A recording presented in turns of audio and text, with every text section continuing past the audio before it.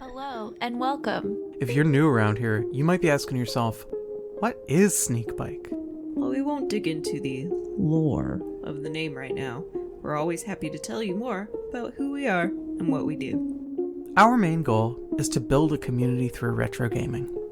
And we believe in creating a safe space where we lift each other up along the way. We're all about learning new things. Stepping outside of our comfort zones. And serving up some friendly, casual competition. Whoever you are, whatever your background, we'd love to hang and play some games together. So come on by, sign up for a race, or cheer on our racers, and show us what you've got. Stay sneaky, friends.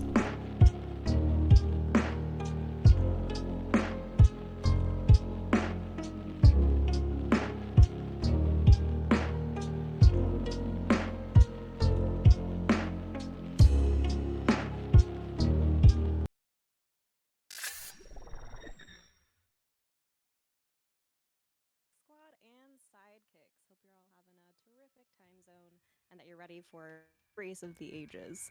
My name is Bears and I'm here with the one and only Old King Cake. We'll be your commentators today, partially caffeinated, but fully ready to deliver both the sneak and the bike. If this is your first time joining us and you're wondering to yourself, what is Sneakbike? I'll give a quick rundown. We typically have a beginner and intermediate category, but we're switching it up today with an advanced race. Our 4 racers today will race 2 retro games from a bygone era, and they are not aware of the games ahead of time, hence the sneak. The first one to complete the given objectives in these games is our number 1 good friend for the day. Most things we do, from scoring to mercy kills, you'll notice is arbitrary, but the fun is genuine. Our main goal with Sneakbike is to build community through retro gaming, and we couldn't do that without each and every one of you. So thank y'all so much for joining us today. On that note, Cake, who do we have racing today? Oh, what an absolutely phenomenal intro. No points given to anyone to decide who is and is not caffeinated on this commentary team. Welcome everybody to Sneakbike. I'm here to give you the rundown who's racing today. So up first in the green corner, we have Cassievania. Some of you remember her as the winner of the Sneakbike Battle Royale tournament we had recently, but as you all know, is that I am here, when I'm here introducing the racers, I always ask them a special questions. Today's special question was, who's your favorite fictional vampire? Because we don't want to talk about the real vampires. That's too scary for us. Cassie said that saying Lestat as her favorite vampire from the Anne Rice novels would be too revealing, so she says Alucard. In the purple corner, we have Kia, who is not only a very good co-commentator of mine, he was also the game picker extraordinaire and tournament organizer of our Sneakbike Battle Royale. His favorite vampire was Magus from Chrono Trigger, which is arguably a vampire. We had some discussions about if that's a vampire or not, so I'll let you in chat decide, okay? In the blue, we have your friend and mine, Melatonin, my blood rival, and also one of the OGs of the Sneakbike crew, the ride or dies of Sneakbike. And his favorite vampire is Irma Vep from Les Vampires, which is a silent French film, which I argue is the most male answer you could possibly give. Last but not least, in the orange corner, we have the runner-up from our Sneakbike Battle Royale, MahBoiii, with 3 eyes, put some respect on his name, and his favorite vampire is Strahd von Zarovich from Dungeons & Dragons. That was a lot of intro, and all I want to say is that not only do we have our lovely racers here today, but of course we also have the lovely Jen the Human being our number 1 good friend producing for us. As you already heard, my co-commentator Bears and Beats. Everyone, the mods in the chat, and the social media managers working hard to make sure that we get the word out for our lovely Sneakbike race today. I want to give a big shout out to everybody behind the scenes at Sneakbike, and also all of you guys in chat here for a lovely race. And with that, I think it's time to get the Sneakbike rolling. You want to count it down? I can. No, I mean I can. I don't know. I didn't stretch before. I didn't know golly. counting. No. Here, I'll count, but you can. Are you standing? Are you standing, Kate? Because I'm standing. I can't stand. I got bad knees. No. All right, racers, if you're ready, I'll give a 3, 2, 1, and then I'll say go. And on go, you can start your engines, metaphorically. 3, 2, 1, go. Good luck, have fun, everybody. I'll move our pals over to the right chat, and then we can get started. All right. Ladies and germs and everything in between, happy Pride Month. It's time for a Sneakbike mystery race. It is, I love Saturday. It's my favorite day of the week. I sleep in, I come here, I watch Sneakbike. That's all you need. That's your Saturday morning routine, Saturday routine. This is, I don't have a Saturday morning. I haven't had a Saturday morning in years. My Saturday morning routine is not to have a morning. Yeah, that's the only way you can possibly do it. Agreed. I did want to call out, so our game picker Cassie for this chose to have a save state at the beginning of this game. So you may have noticed that we started out with a meanwhile ... and that is because the racers skipped a pretty large tutorial type of segment of gameplay where Professor Steam, I believe, teaches you the ropes of being a vampire. And this isn't just any vampire. This vampire, I believe, is a vegetarian who drinks tomato juice instead of blood. V8 in his veins, all right? We got the twisted tale of Spike McFang for the SNES, and our objective today is to defeat Felina, which I think is the first, I believe that's the first boss. That is what we're going for here. Yeah, I think so too. And So- as you can, oh yeah, go for it. So I was just gonna ask, how much experience did you get in this game? Like, we get the to pull the curtain back a little bit. The commentators get a little bit of time beforehand to kind of play with the games, make sure we know a little bit what we're talking about, so we're not just up here spitting absolute tomfoolery. Yeah, I'm proud to say I'll do a lot of spit and tomfoolery because I didn't get very far, but I did what I do best as a gamer, and I went to YouTube and I watched somebody else play it. So I know a little bit about it. What about you, Cake? So I did a little bit of playing. I kind of just goofed around. It was a goofy Gus, right? Mostly, I'll say, I didn't believe this was a SNES game when I first booted it up. This to me is like so pretty. Like it's so, Yeah.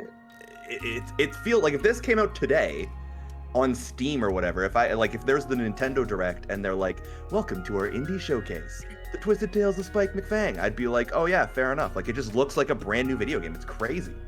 Yeah, I totally agree. And because we're used to this retro style, right, of having sprites that are sort of like this. This might be a little bit like Link to the Past-esque. Past-esque. Paskisk. My name is Paskisk. Another character in Mel's favorite silent French film. Another character from play vampire. But yeah, as you noted, it looks really modern. It looks like it really kept up with the times. It looks like also, so Kia and MahBoiii are both at the castle. They have to do a little bit of finagling to get into the door because it is locked for them. Right, because as we all know, we can't have an RPG castle without it being somehow hard to get into. This is, Yeah. this is obviously Ocarina of Time steals everything from this game. Without this game, there is no Zelda franchise, clearly. Yeah, I think that I remember the creator of Zelda paying homage to Mr. His name is, of course, Spike McFang. It slipped me for a second. The man named Spike McFang was like, you guys got to hear about my life, man. I did some crazy stuff. I also made myself a vampire. Don't ask questions. And I managed to stay a vegetarian all these years. It sounds like a This is book that memoirs. you find on like Goop. It's like how I managed to stay a vegetarian after all these years. Spike Winterfell. You can see too, so our man Spike has some spin attacks. I think there's just the spin attack, and then I believe you can shoot your hat as a ranged attack. And we're fighting all these garlic bulbs, which I see chat has just discovered some of the fancy, or maybe we haven't. We have some garlic emotes if you haven't noticed, that you can use to your heart's content. Always check up on the new, fresh, fancy emotes we got going on here at Sneakbike. Also, before we get in too deep and trying to keep all the blood in our head instead of going under, this is a good time to mention that this is actually our first advanced race here in Sneakbike. We're trying out a new category of race here today. So you'll notice that in the introduction, the people racing today are the first and second from our tournament. It's the person who picked all the games for the tournament, and Mel, who cyberbullied me in the first race that we had together. So this is probably the one of the races I think will be the most interesting in terms of just a completely even skill level. Yeah, it will be really interesting. And actually, two of the people racing have picked today's games as well. So in addition to Mel and Kia, as you so wonderfully introduced, Cassie picked this game, and then MahBoiii picked our next game, which to all of us is still a mystery. No one knows quite what the game is. And it's funny that you mentioned that, because you would assume like, oh, you know, Cassievania picked the game, it puts them at a completely unfair advantage. But here we see Kia already in the castle fighting what appears to be zombies, in fact. Yeah. I think Cassie also mentioned, Cassie gave over some notes for this. This does feel pretty reminiscent to Link to the Past, as far as like castle, boss in a castle type of thing. And I guess that's, I don't know what you would say, Cake, but is that maybe the official genre of this game? Castle, boss in a castle? Attacking a castle. That's my favorite genre of video game. Yeah, so I know a lot of our racers are pretty experienced when it comes to the Link to the Past world. I wonder if that'll give them any sort of edge. That's actually a really good point. I didn't think about that. That all of our racers here today are also quite experienced in doing not only like straight up Link to the Past runs, but also like randomized. Like this is a hobby for them beyond just in Sneakbike. Imagine a world outside of Sneakbike. Can you, Cake? I actually, so the fun fact that Big Sneakbike doesn't want to tell you is that when my commentary shift is done, I actually just turn off, and then the Friday before rolls back around, and Cause messages me most of the time, and then I turn the microphone on, I do commentary. This is my life. It's all I do. That's a really exclusive sneak peek behind the scenes in your life. That's what I'm here to give people. You know, I want to be as open and transparent as possible. We're grateful for it. Bren, thanks for gifting that sub to Mom the Human, by the way. Did we have a hype train earlier? I believe we might have. We were training some hypes? We were training some hypes, I think. Thanks for all the subs and stuff today, y'all.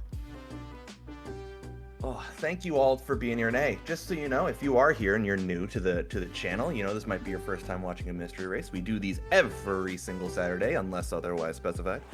And we're a community just based on retro gaming. If you are enjoying what you're doing here, if you're enjoying having a good time, you're listening to the dulcet tones of Bears and Beats and some schmuck named Old King Cake, you can hit that !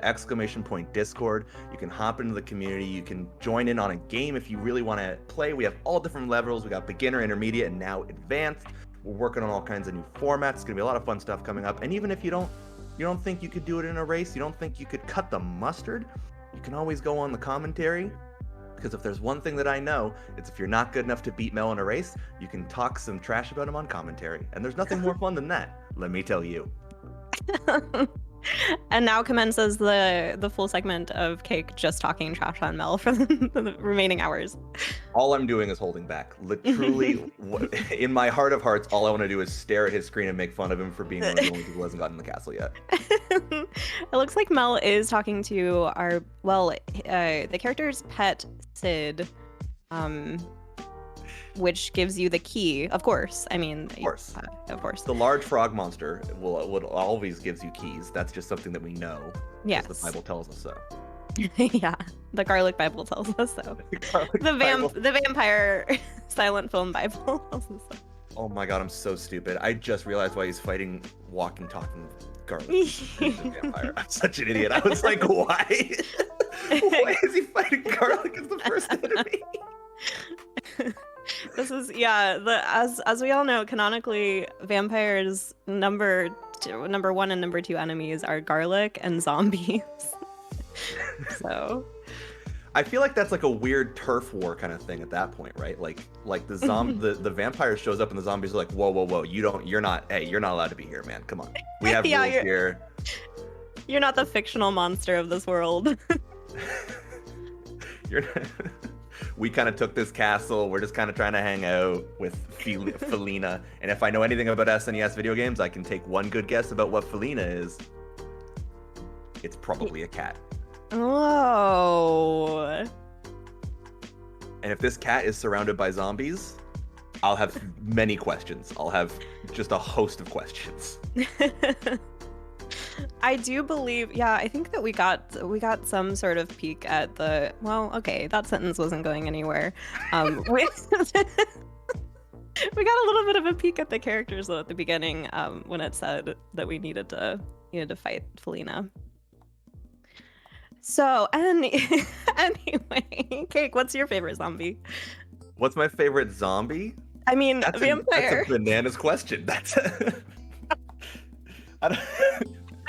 Do you remember there was an Xbox game? I think it was an Xbox game, and you played it as a zombie, and it was kind of like Grand Theft Auto, but you were a zombie. It was called like Scabs the Zombie or something. Okay. All I remember is there's one mission where you have to, oh god, I can't say this on commentary. You have to pollute a lake in a very specific early 2000s manner. Okay. In order to, I think, spread the zombie virus. I'm not quite sure what the whole premise of it was, but that's all I remember. That's my favorite zombie. Oh yeah, Ta and Chad is saying that their favorite zombie is Bill Murray. In Oh Zombie. yeah.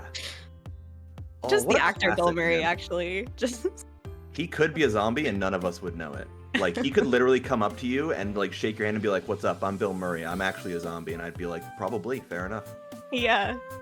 Oh, it looks like Mel is at our friend Spike, which dispenses cards. And this is another interesting piece of this game where you can get a deck of cards that give you certain extra abilities.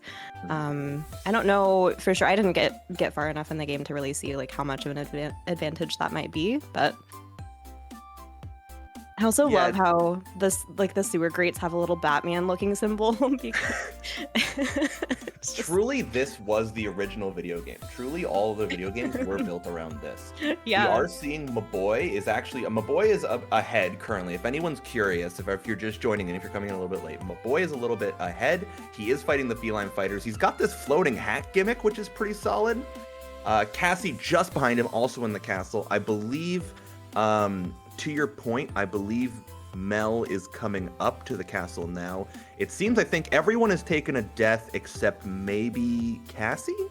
Okay. And has had to do a restart. So Kia just making a beeline over to the large frog sage. Mel getting into the castle. It's a very close race. Yeah, absolutely. And this does kind of have, although I've never, except for my vanilla playthrough of Link to the Past, I don't do randomizers that make me fight Ganon. But this does give me Ganon's Tower sort of vibes, where there are a bunch of like obstacles that are deadly, and then a variety of enemies that you have to fight on your way to the boss. Yeah, it is very reminiscent. I think honestly, Link to the Past is a great kind of sticking point for this game to talk about, because it's like, not only is it visually very similar, gameplay is very similar, but also, like you say, to your point, it's like this is almost the exact same. Like it's you're climbing through a castle, you're trying to fight a boss, and you have to find like weird creative ways to get through it, right? Yeah.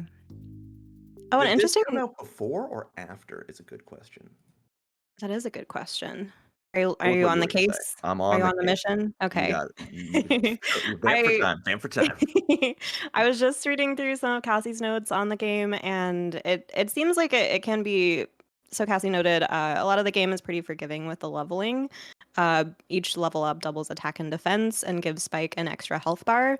But death does cause you to lose all progress from your last save point, and the save points don't refill your health. So that's probably why we are seeing some of our players like go around the town a little bit to get some more health before diving back into the castle. And it's interesting to note too that this is according to the notes. Shoutouts to Cassie, by the way. If you're watching this VOD later, you make the commentator's job so much easier. Hint, hint. Everyone should do this. Hint, hint. This game, the English port. So in my research, I found this game actually came out 2 years after Link to the Past. So that would be why we're seeing not only more crisp character sprites and animations that we were talking about previously, but also why it is a very similar thing. The English port, the US port, which is what our gamers are playing today, is actually harder than the Japanese version because of the level up system. Apparently in Japan, you get leveled up faster, and it's easier to fight the enemies. They take more damage from your many hits and spells and whatnot. Gotcha. Yeah, it's really cool to see some of the different fighting mechanics that these enemies have. As we're seeing, Mel just got kicked by the stone faced boy. the that we Easter Island see. head, Yeah, the yeah, Easter Island head man. just like Kia did a few seconds previously. It looked like that was necessary to actually get through, though. Yeah, I believe that is the solution to that puzzle. We did see MahBoiii looked like it kind of went through like a mini boss there, fighting a living suit of armor. And he No used big a deal. card to go invisible, but then he immediately became visible. Almost an uninvisible, like an idiot. Hmm. Yeah, I mean, using- uninvisible oh, should be a word, really. I think he put him to sleep. Man, this is one of those games that when you're doing commentary, you're just kind of like throwing dice at a board. You're just kind of like, I think this is what's going on. Yep. Agreed. I like these little I don't know what these are. Are these little like mini feline enemies across the way? They look like they're jumping around like cats. That's all Yeah, I'm the saying. little feline warriors, I believe, is what their official title is. Perfect. Or no, feline fighters is what they're called, as you can Feline see. fighters. If you look in the top right that's corner, right. if anyone at home, you can see what the many enemies are. And I actually love that as a feature, because if I have one more argument with someone about a video game and they're like, well, actually, the Korotoctoroks in Zelda behave like this, and I'm like, no one knows what you're talking about, man. Come on. But this game so far, I know what all of these enemies are called. I love it. Yeah, it's fantastic.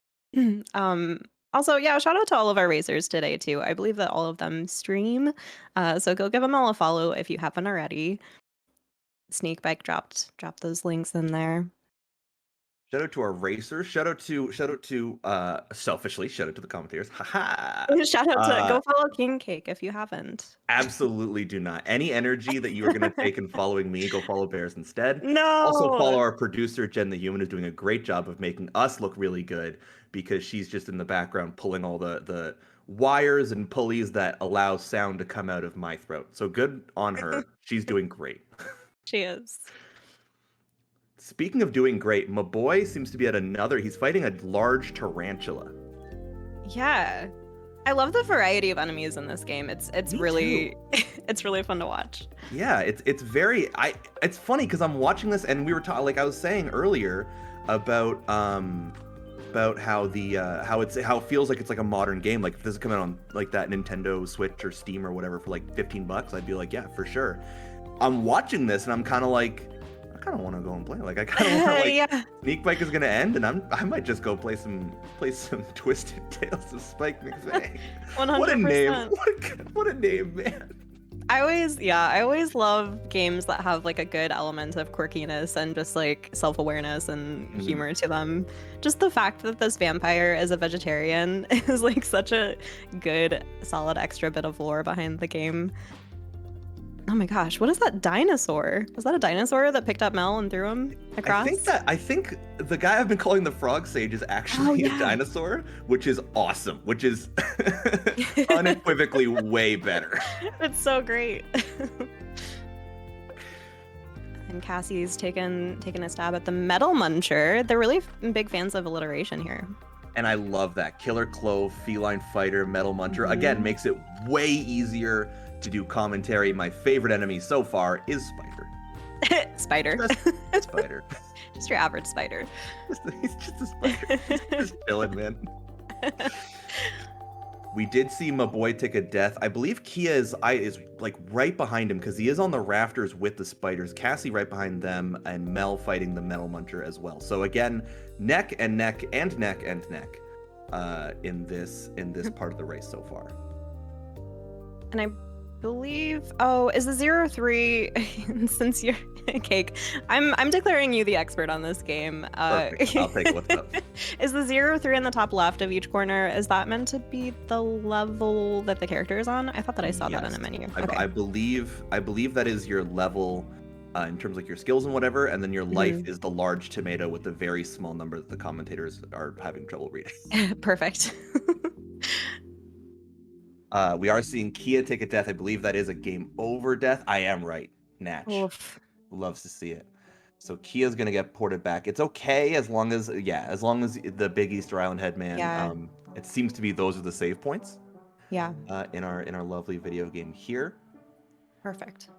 Apparently we're seeing the we're seeing the box art be linked in chat, which is very exciting. Because this is some primo Japanese nonsense. That's fantastic. I love the little garlic friends. Oh yeah. Super cute. I think this game so far has done a good job of being incredibly like cute and fun and and nice and sweet, but also it's got that tinge of like this is a retro game and we don't want you to win. Yeah, 100%. It's like very, very difficult, but also you're kind of like, aw, a garlic head just beat me up. Yeah, there's something about getting beat up by an incredibly cute little sprite that you're like, I'm fine with this, I'll give this one another go. If it was like a gross zombie thing, then you're like, you know what, maybe this isn't for me. Yeah, if you get hit by the spider, that's a different story. Yeah. But the garlic head is okay. At this point, speaking of the difference between Japanese and American, I do want to say the Japanese name for this game, it translates to Super Demon World War Little Dorabo, which I think is an objectively way better name than Twisted Tales of Spike McFang. Super Demon World War Little Dorabo is awesome. That sounds like the coolest like mid-90s anime that goes on between like Yu-Gi-Oh and Digimon. Like 100%. And I like how the one that's called Twisted Tales of Spike McFang is actually harder. Yeah, exactly. It's like they looked at instead of just calling it like Super Demon World or like Demon War or Little Dorabo, they were like, this is called the Twisted Tales of Spike McFang. Here you are, America. This one feels like Kellogg somehow branded it. It's like you get into like a box of Nesquik, or like Cap'n Crunch, you just get a CD and you're like, oh, Twisted Tales of Spike McFang, for sure. I'll talk about this in therapy someday. Yeah, and then somehow they rebrand it so that instead of tomatoes, Spike McFang has to actually drink like glasses of Nesquik. I love this. Hey, if anyone's a modder out there, if anyone's better with coding than I am, can you get me just a reskin of the Twisted Tales of Spike McFang? But you play as the Nesquik bunny? That would be bellissimo. And Bren, thanks for hooking up Kai with that gift sub as well. Breen, the absolute man of the people. And Kai, if you didn't know, made our trophies, our super cute cartridge art, which we'll see later once we get a good look. Just out here looking for a #1 good friend. We're scoping, we're looking, we got our eyes peeled, looking for a #1 good friend. Mel has actually really come back, I will say. Kia's the first to beat the tarantula, but Mel has gotten to the tarantula while MahBoiii and Cassie, I believe, both took deaths on their way to it. But if Mel gets one more hit, he is absolutely iced. So we'll see how that goes. Yeah, it looks like Mel was working with that the invisibility card that you mentioned earlier too. Yeah, I don't know how much that does against a spider, because we all know spiders do hunt on fear. Yeah. It's just a fact. It's just a fact. It's just how spiders work. I guess Mel didn't know. Yeah, see, I think that's the problem, is that when you come in, I think that's a really huge part about the Sneakbike mystery race formula. It's one of the things I love so much. I've talked about it on commentary before, is that when they don't know what to prepare for, they don't know what books to read in order to get ready for their Sneakbike battle, their Sneakbike mystery race, it means that they don't know things like tarantulas hunt exclusively on fear. It means they don't know that a vampire can survive exclusively off V8, #ad, branded TM. They don't know about the dinosaur sage in the water. These are things you can't prepare for. They don't know that Felina is probably cat related. There's no possible way to know that. That's what exactly. And they don't know that it's gonna be like a dog or something, and I'm just gonna have to eat my hat. I'm gonna have to eat my whole hat, dude. They don't know that Spike McFang has some mad sneaker game. They don't know that he's got the Nikes with the pump up from like, with like the baby powder. For just the sickest hops in the entire game. Absolutely.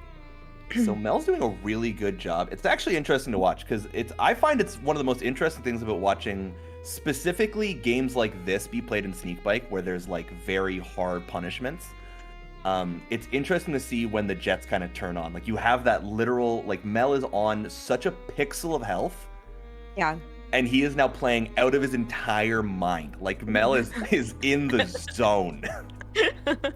Yeah, the dodges are really are being handled very well right now. Mhm. Very intentionally. And we see Cassie's on low health too. And it's interesting too because Cassie and her races, one of my favorite parts about watching, actually Cassie and Mel have a similar thing like this, is they're so good at adaptation. Like you can see that they play a lot of retro games because they get to moments like this where they're like low health, and that's when you see them find the pattern. Like they just something in their brain clicks and they're like, I'm not getting hit again today. That That survival was the last time I mode. get hit today. Exactly. Yeah.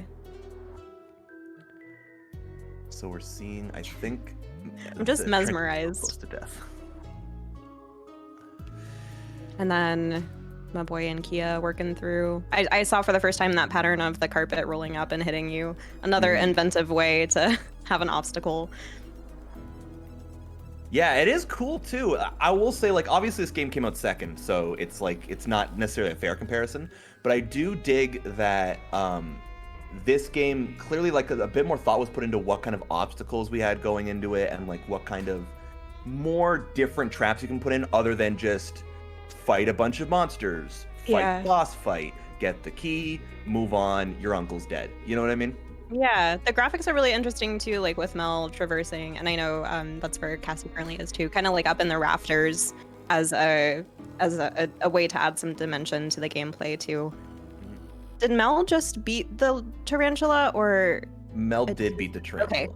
Okay, nice. So once you beat the tarantula, the key does fall to the ground, it seems. I think I think Kia and MahBoiii are both also chasing after the key. I believe MahBoiii is about to get to the part with the carpet, perhaps? Oh, he's going to save. Interesting. So I believe Kia is firmly in the lead here. Cassie and Mel pretty much neck and neck. And it's hard for me to pin down quite where MahBoiii is, because I know he did take a game over, but I don't know if he's caught back up to the spider boss yet. Yeah. Yeah, it's a little tricky. One of the things that can be a little tricky about commentating is, since I didn't actually get too far here on my own, piecing together the parts of the castle and where everything shows up is a little more difficult to piece together. I love the animation of getting set on fire by the zombie, where Spike just turns into like a giant flame. Pretty intense, but really entertaining to see. It is always nice. I think I don't remember who it was, but one of the other races that I've commentated, I think it was when I was commenting with Dex, and he was talking about like the animations in the sprites, and it's made me think about it a lot more when I do commentary. Is I stare at like just like the little interactions that they have, and like that, like it's such a needless thing for him to turn into a little fireball when he gets hit by fire. Yeah, it probably took so much time just to put that together instead of, I don't know, just like some smoke coming up or something. Yeah, exactly, right? And it's like, it's funny to think too, I'm sitting here thinking about it, I'm like, imagine it's 1993 and you go to the game store and there's all different kinds of Marios, and you know, I'm sure other video games for the SNES existed, and then you see this, and this is what your mom brought home from Blockbuster. And then you pop this bad boy in and it's like, oh, this is low-key actually sick as hell. Like, this is actually super tight. Yeah, I feel like if I played this game when I was younger, it probably would have gone down as like a very influential game of my past. Yeah, you can tell that someone's Tumblr fan page is entirely based around this game. Like they do their aesthetic board, and one of them is this box art, and everyone's like, "What is that?" And they're like, "You're not my friend. We don't talk anymore." Yeah, that's the test. You either pass it or you don't. That's life, can't tell you. And let me tell you, there's only one test to becoming a good friend here at Sneakbike, and that is joining the Discord using the ! Discord. All you got to do, it's very simple. You hit shift and then the 1 key. If you're on your mobile phone, you hit the little button that lets you do ! And then you type in Discord. You press that little link there. Bing, bang, boom. You're now one of our good friends. You can join in the Discord. You don't have to be a racer. You don't have to be an hashtag elite advanced gamer like our racers here today. You can just hang out. We have all different kind of channels for all different kind of interests, and we really just love getting new people, expanding the greater Sneakbike universe. So make sure you join up and in there, and make sure if you're not doing so already, hit that little follow button. Right now it's a kind of weird, maybe a gray color if you're in dark mode like you should be. Maybe it's a white color, light mode. Let's turn that to a nice, beautiful shade of purple, huh? You press that button. This is what Twitch doesn't want you to know. You press that button, it's a little Easter egg. It turns purple. And then you never miss a Sneakbike race ever again. So make sure you do all those things. Then you can become my friend. You can become my friend personally. Not my friend, though. Chris high five, you ever seen? Not Bears. Bears is a very elite core group of people that to be Bears friends. I'll give you a crisp high five if I ever see you, though. Okay, I lied. You'll be my friend, too. Nice. There it is. Just gotta join that Discord. Listen, you guys don't even understand. I have known Bears for a while now. I've had Bears on my podcast, and we became friends yesterday. So this is an exclusive thing that you are being offered. Contract and everything. Waste it. Yeah. We will. I believe it's still in the works. So forgive me if I am announcing this prematurely, but I believe that we have a community night coming up sometime soon too. So the best way to be on the docket and keep an eye out for the hangs would be to join the Discord. The hangs of all different varieties, both chill and not chill. If I'm there, not chill. If I'm there, very chill. Very cool, very icy. We are seeing 2 of our races at level 4. Yeah. That depends on my level of caffeination. I think everyone will agree. Sometimes Old King Cake has had too many coffees, and then he gets on commentary, and then he really annoys Kia. All right. Yeah, it looks like Cassie just beat the is it the Metal Muncher? Was that the name? Metal Muncher. All right. Nice. I like how it shows the person on the inside of that comes out too. Yeah. Like the diva of the Twisted Tales of Spike McFang world. Do you think nerf this? And then it just explodes. Your cartridge melts. Ooh, we're getting a bit of plot here. Kia. So it's funny that Kia seems to be the farthest ahead. MahBoiii appears to be in a close second. The farthest ahead, but is still the only racer we have that's level 3. Getting some big plot. Yeah, it looks like we're talking to our mother. Interesting. And the story behind this, I believe, is that so Spike McFang's parents have been taken captive. And yeah, I had that noted somewhere. But apparently it's in my brain, and that's all you get. I tell you, I looked up the Wikipedia article for this game, and it has 1 sentence as the plot summary. This game has been summarized in Wikipedia with 1 sentence. It says, the game follows the adventures of a young vampire, the title character Spike McFang, who is set to battle with the evil zombie general Von Helsler, who attempts to invade his parents and his friend Camelia's castle. And that's it. That's the plot. That's all you need to know. Period. Send tweet. Oh yeah, Cassie did note that we're on a mission to save our parents. So that was our mom that we were talking to in the little cell. So Kia is in the lead. I think that is also when I believe as I was reading it, we were seeing canonically, yes, it is Mom the Human, if anyone's curious. We are on a quest to save Mom the Human. Mom the Human gave us the scoop that our boss is a level 4 warrior. Yeah, I love how she says that as a character. Like, watch out, son. She's level 4. All right. Watch out, son. She is a very powerful. She's level 4. Can you imagine you're in real life, like you're going to Walmart and someone tries to pick a fight and your friend's just like, whoa, look at him. And you look up and he just says level 5 and you're like, oh no, wait, you're right. Level 5, good at acrobatics. What don't you do? Has a killer sweeping kick. Someone challenge you a fight and they just hand you like a D&D character sheet. And they're like, this is what's up, just to let you know in advance. You're getting bullied at school or something, and you go to your parents, and that's the advice they give you. Oh, Noah, huh? Yeah. Well, no, I happen to know that Noah is a level 4. You happen to know. You go into like a wrestling tournament, you're like in high school, and the coach is like, all right, guys, their star player is level 3. He's a level 3 grappler. We're not ready for it. I'll let you guys know. You guys got to go grind in the forest. You guys got to go punch some trees. And that girl over there, a bit of a diva, but not in that way. Not Actually in a has a nerf mech this suit. explosion kind of way. No, definitely in a nerf this explosion kind of way. You get into your tournament, and there's just someone in a mecha, and you're like, wait a minute, wait, sir, this doesn't seem fair. Sir, I was uninformed. We were allowed to bring mech suits. Oh. So we're seeing our racers. So we're seeing our racers.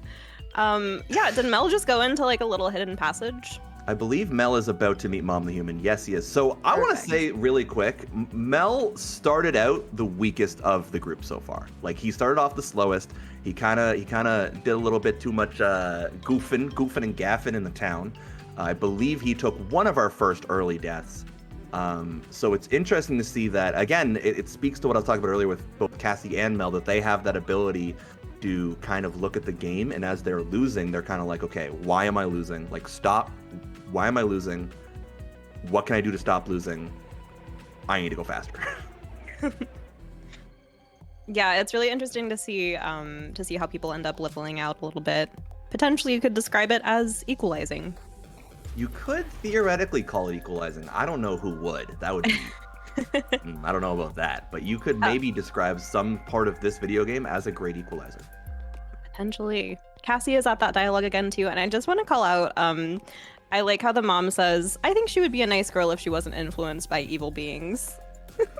You know, It's a mom thing to say. Isn't that just how it is, though? You know, I say that every time I come off a really bad spree of Tinder dates, and I'm just like, you know what? If they weren't influenced by evil beings, they'd be some real nice folks, you know.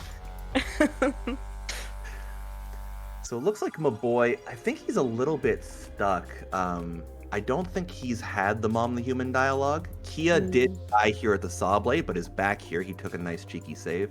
Mel just kind of having a time. I think he's trying to do some Super Mario 64 is some BLJs up this thing. He's trying to cheat, to be completely honest with you. Yeah, I think so. He literally, what does he know that we don't? He literally looks like he's trying to cheat. Or maybe he's just jumping for joy. Maybe he's being theatrical about saying we're being reunited with Mom. Oh wait, I think Kia. Yes, he is. Kia is our first meeting with Felina. Oh shoot.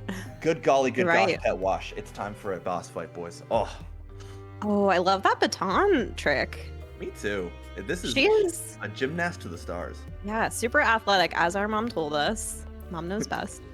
Mom did tell us that she was a super athletic level 4 warrior. And what do you know what she is? And there it is, Felina, the level 4 warrior. Ooh, and Kia does take a death there. Interesting that he immediately went into like Mario Odyssey mode, just whipped his hat and just started zooming around. I'm not sure if the hat does any damage per se. Oh, I thought the hat did damage. Did do damage. It seems to like when you throw it like just straight up, it seems to have like a projectile thing like you said earlier. But there's one of your cards appears to be turned into Cappy from Odyssey and just kind of, you know, do a little trolling around them. And so I don't know if that one, it didn't look like it was doing damage. I feel like it'd be pretty busted as well because the enemies can't really do anything about it. Right. Yeah. It doesn't seem like very many of these cards are busted to any extent. Yeah, So you're probably right there.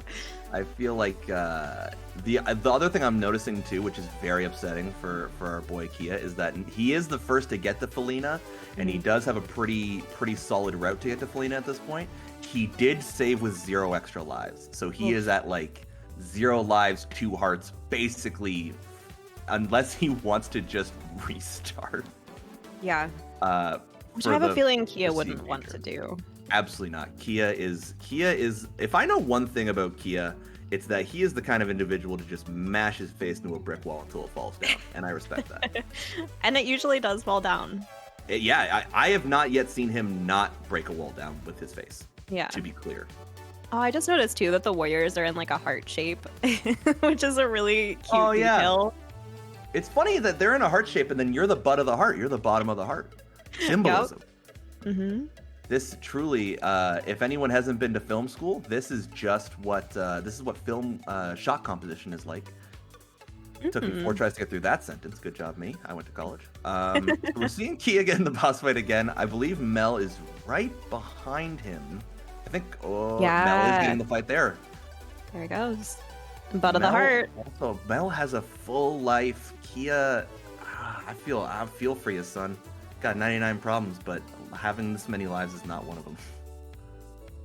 Having a lot of lives isn't one of them. As discussed previously, having a life is not one of my problems.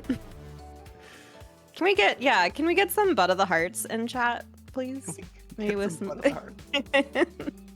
I don't know what else you would call it. I think I've always just called it the butt of, you know what, now that I think about it, and Kaz is gonna watch this VOD back and she's gonna be like, Cake's not allowed to commentate ever again. But I feel like the butt of the heart is actually the top of it for, I'd say, visually obvious reasons. Oh, you know what? Yeah, I guess now that you say it, I could see that being the case. So fair play. And Bren has provided some good visuals in chat for us to make that comparison too.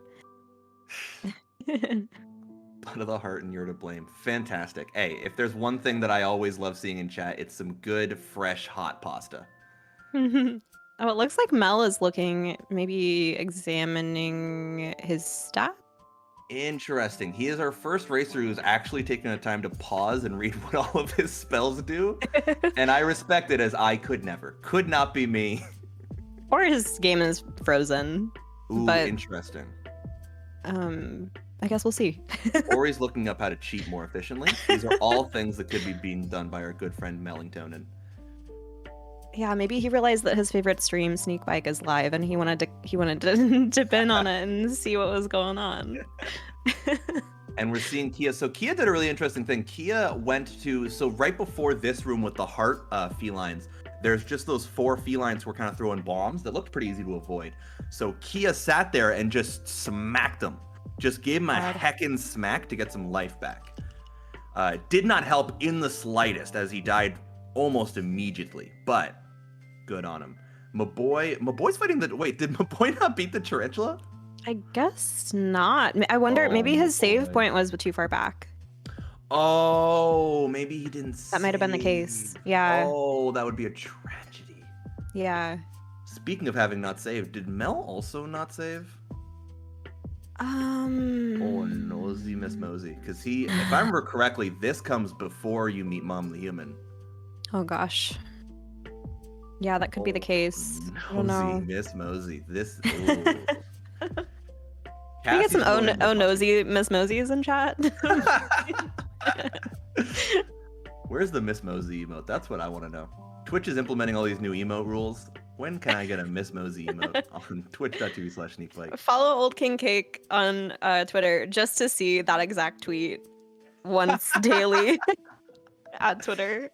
Twitter. Where's the emote? Go and fuck. I will at Twitch every day. I will at Twitch. I'll Andy Dufresne them until I get my Miss Mosey. I don't even know what I would want this to be. Believe in you. Thank you. Thank you so much. Mel is leaving the castle. Yeah. Is he going to buy more magics? Is he going to do more heckin' magic? I guess we'll see. This is really a game changer. This is an interesting move on Mel's part. One might call it a great equalizer. I don't know how strongly I feel about calling it that yet. It does look like he's trying to get the money on his way, so he has something in mind that he's saving for. Yeah, it looks like he's trying to. I think he's trying to grind up. So, okay, if I may give you not a theory, a game theory about what has happened here, I am assuming that Mellingtonen went and fought Felina and got his absolute teeth kicked down his throat. I'm going to assume that his save point was very far back. And by proxy of these things, I'm assuming that he went right. here's what we're gonna do with this Yeah. information. I am gonna go grind up, get some levels, get some equipment, get the BF sword of power, and then go. Instead of getting my teeth kicked in, I will be the one kicking the teeth. Yeah, I could see that. He is talking to Spike over here. Maybe he's trying to, he's trying to be, maybe, if not our number one good friend of the day, definitely our number one magician friend of the day. He is definitely going to a magic build. He's trying to definitely be Spike's number one good friend of the day, which is also a big, it's important to do, right? It is. Thank your NPCs. We always talk about thanking the mods, and you should thank the mods, by the way. If you're in chat right now, can I just get a thanks mod smiley face? Just for the one time for the one. But also, always make sure that you're thanking your NPCs. They work tirelessly every single day. They miss their families, they miss their wives, just so they can be here and sell you random nonsense. They're just in the shop all day, every day, selling these cards. They're selling these cards. They're going on Instagram. They're hashtag small business, hashtag grind never stops. Important. It is. The gig economy does not live without your local shop NPC. They wear a lot of hats, so to speak. And only one pair of sneakers. Only one pair of Air Jordan 94s in all white class. I have no idea what I'm talking about. Anyway, we did see Kia take. It looked like there was a spell to teleport back to town. It was a balloon spell. And he's just spending all of his cold hard cash, which actually isn't an awful idea because I feel like, so Cassie is here trying to grind up, it looks like just trying to grind up health like we saw with Kia doing earlier. But this boss, man, she's a killer queen, Dynamite with a laser beam. She, in 2 hits, is absolutely smoking all of our competitors. And here we go, Cassie's going back to town as well to spend her millions and millions of dongs. Yeah, I missed in that animation as well where Cassie went back into town, but I thought that was a call to Professor Steam, which makes sense, I guess, because she landed there with Professor Steam. Yeah. Okay. The cell phone of power. This game actually invented the iPhone. Steve Jobs, when he was in his garage making the first Mac, he played this game and he was like, that thing, I'm making that for sure. He called up his homie and he was like, you know how we're making this big old computer? Imagine the computer, smaller. Thoughts? And it inspired Steve Jobs to be a vegetarian vampire, too. Little known fact. Yeah, of course. We all know only vampires wear turtlenecks. That is a fact. Jokes can leave the room for a second. Just to let you guys know, if you see someone in a turtleneck, Probably a shake vampire. their hand, protect your neck. That's it. Don't run away. Vampires are faster than you. It's like bears. You just gotta confront them in a non-aggressive way. That's me bears, not the actual animal, right? Yeah, when you meet bears in person. Please don't be aggressive. you do not be aggressive. You shake their hand. You put your hand over your neck, and you back away slowly. That's all you got to do, and then you will not incur bear's considerable wrath. That's all you got to do. So Kia, okay, I think Kia just tried to pause to to try and cancel out the feline fighter animation, and if he is actively doing that with his brain, he is the smartest man on planet Earth. I could see him doing that on purpose. Yeah, of all the racers here today, the person in my mind that sticks out the most to be the person who's like, you know what I'm gonna do is I'm gonna pause, cancel the animation so I can get a better position to do my sweepy attack. It would be Kia 1,000 times out of 1,000. And the person who I would find most likely to try to glitch through a wall would definitely be Mel, because he did that when we were playing First Class Trouble, which makes no sense. Absolutely. Mel is the exact person. This is why, and if anyone at home is curious as to why, we created this is our first advanced race. Again, if you're joining us a little later, normally, if this is your first time as well, let me give you the rundown. Normally here on Sneakbike, when we do our mystery races, we, in the past, had just beginner and intermediate. And what we were finding was that the intermediate races were getting a little bit too top heavy. Our advanced races here today were, I don't want to say absolutely destroying all of our good friends, but that's what was happening. So we created this advanced race, and it's interesting because my favorite part about this advanced race is that all 4 racers are really good in very specific ways. So like you say with Mel is the exact kind of person to try and cheat through a wall. He is the exact kind of person to try and find some kind of glitch with like pause buffering. Cassie's the kind of person we saw in the finals of the Battle Royale, which I was narcissistically watching last night. She was spawning enemies on the board and moving at an exact pace so that they wouldn't spawn more enemies. And so it's like, it's things like this that makes me go like, yes, like that's why we need this new category, because it's so much more interesting that way. Yeah, it's tricky too when we divide. I think that partially, the heart of Sneakbike is not to be a totally skill-driven category of retro, because I know that sometimes I would never imagine myself to want to race retro games because it's not my specialty. I am not canonically good at games, so I don't really consider races in general. But what I like about Sneakbike is that I can race in the beginners category and just kind of like have fun and discover new games. But yeah, it's fun to watch Cassievania, Mel, and MahBoiii duke it out today. And if that sounds interesting to you, and let me tell you right now, honestly, right? So when I signed up, I signed in as an intermediate, right? Bears, I believe, are you signed up beginner or intermediate? Beginner.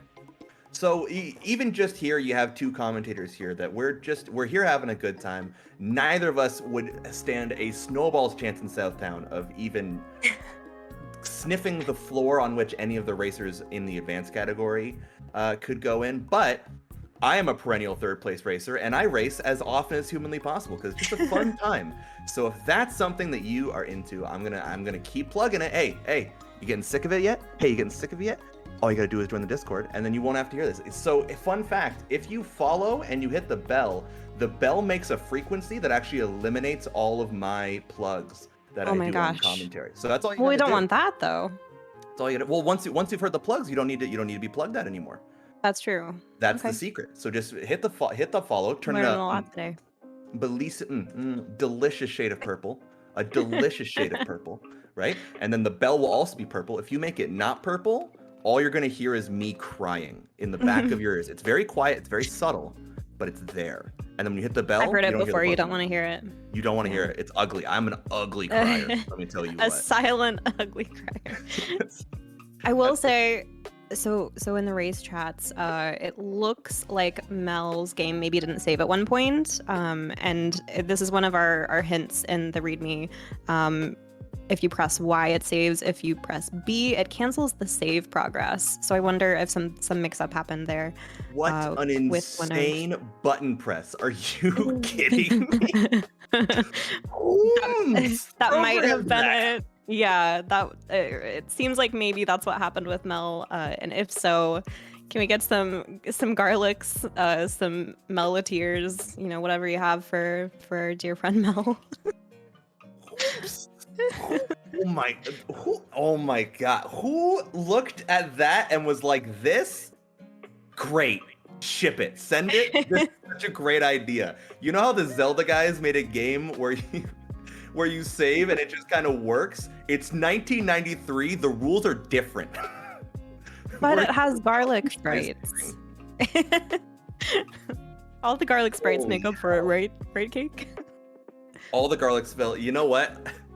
I want to say yes just out of instinct, but goodness gracious, Gloria, that is absolutely banana sandwich. Let's pour a V8 out for our homie Mel. I think, okay, so this makes a lot more sense now, because I think that might have also happened for MahBoiii, because we saw MahBoiii was as far back as the Tarantula too, but MahBoiii is also now level 5. He is 5 lives deep. So this man is the most prepared man on the surface of the sun. All right. So many lives. So many lives, so much money as well. I don't think he's going to spend any of it, which, one could say, oh my god, he just made more. One could say it's a mistake, but I think at this point, the racers are at the point where they're like, you know what I want to do? Play a different video game. And I don't blame them necessarily. Although this game is very cute, very fun, it is incredibly unforgiving. You can always invest in Batcoin too, which I'm assuming is the Twisted Tales of Spike McFang's equivalent of Dogecoin. Right, of course. Buy low, sell high. So what we're seeing here, so actually, what they don't want to tell you, what big Twisted Tales of Spec McFang doesn't want to tell you, is that the actual key to winning this game is investing in Sneakbike coin. Oh no. If you invest in Sneakbike coin today, it only goes up to the moon. It only goes up from here, you know. And it It's goes to actually charity. impossible to lose money on it. And it all goes to charity. That's a great point to mention too. The money that we make from here on Sneakbike goes to charity. And you know what doesn't go to charity? The money that Jeff Bezos takes from you every month for your Twitch Prime subscription that you're not currently using. If you are looking at your bank account and you're wondering, why, Jeff? Jeff, why are you taking this money from me? What am I getting out of it? What you're getting is a free subscription to your favorite Twitch channel, Sneakbike. All you got to do is press the button and see if you got a free Twitch Prime. And thank you right there, _, for subscribing. That's as easy as it goes. Money goes to charity, takes it right out of that bald dude's pocket, right into the pocket of a good, fresh, functional charity. I Beautiful mean, stuff. some of it goes back into his pocket, but we won't talk about that. We don't have right? that. We don't have to talk about it. Thank you, Ta, for dropping that Prime Gaming sub here. And it looks Oh, like, nice. so Mel had a reset, it looked like. It looks like he had a reset, but he's just looking longingly into the water. Yeah, I think he said he was going to continue to play, but I think that he's kind of lost hope to catch back up a little Yeah, bit. he did. Just to pull back the curtain, I want everyone to know that he typed in chat, just mercy me when y'all finish the rest, I'll keep playing. So I think he's just kind of vibing, you know? I think he's just kind of Damn vibing. having a time. This boss fight is insane. MahBoiii is doing the best so far. He is level 5. He is 1 level higher than Felina, the level 4 warrior. Kia is going into the fight. It looks like the baton literally just smokes a whole health bar off of you. It's so which is intense. Bananas. Yeah. Kia had some health pickups. I think Cassie has. Someone in chat pointed this out. The star hat, which looks like it's like more powerful. It seems. Okay. Cassie also getting to level 5 with a considerable amount of lives. So if MahBoiii and Kia were to take a death here, Cassie could sneak up from behind with the more powerful hat and a roughly equivalent amount of lives. Yeah, absolutely. As we say that, oh my god, the boss levels up when you get into low health. Oh no! Oh my! Are we doing a bit of trolling, MahBoiii? Oh my god, MahBoiii! Literally, she was at a pixel of health, and then she Sailor Mooned her ass up to full. Oh my god! That is messed up.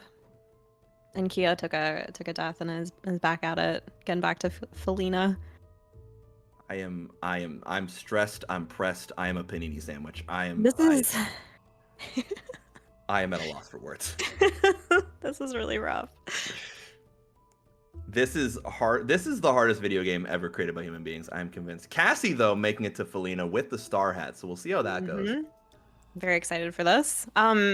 Yeah, and the baton throwing also is just another, like, I promise we'll stop comparing this to Link to the Past, but it really is reminiscent of Ganon, with Ganon's baton that he tosses in a really similar way. I will, yeah. It's funny because like on the surface, it's like, you know, we're sitting here and we're going, oh, Link to the Past, Link to the Past, Link to the Past. But like clearly, it's inspired by it, and you know, there are far worse games to be inspired by, obviously, than our good friend Lonk in his tunic going on an adventure to save his dead uncle. I haven't played Link to the Past. I think that's what it's about, though. Yeah, absolutely.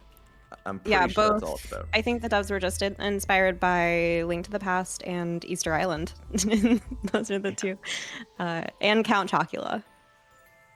Oh, that reminds me. Hey, we have more viewers now. If anyone's a coder, what I need from you is I need you to take this game. I need you to make me a skin remake of the game. I need you to reskin the game for me to make this about the Nesquik bunny finding instead of okay, I've already figured out all the easy part is the ideas, the hard part's the execution. We all know this.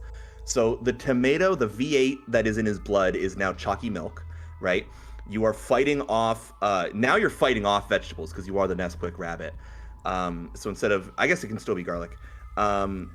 And then you instead of cards, you throw like different Nesquik things. Do you guys have Nesquik in America? Wait, really quickly. Is this a Canadian thing? Yes, no, we do have an Okay. Nesquik in America. Absolutely. Do you have the cereal or just the milk? I thought just the milk, but I don't know. We might have the cereal too.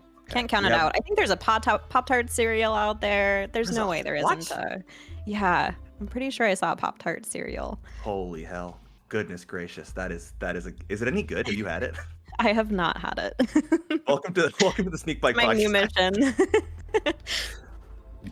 Cassie You are- is putting in some absolute damage. I think Cassie's gonna win this because I think Felina already had her level up against Cassie. We are seeing. It's funny to see all of them getting. There's literally like it could not be more even, and then Mel just kind of vibing. I'm rooting for Mel on this tarantula boy.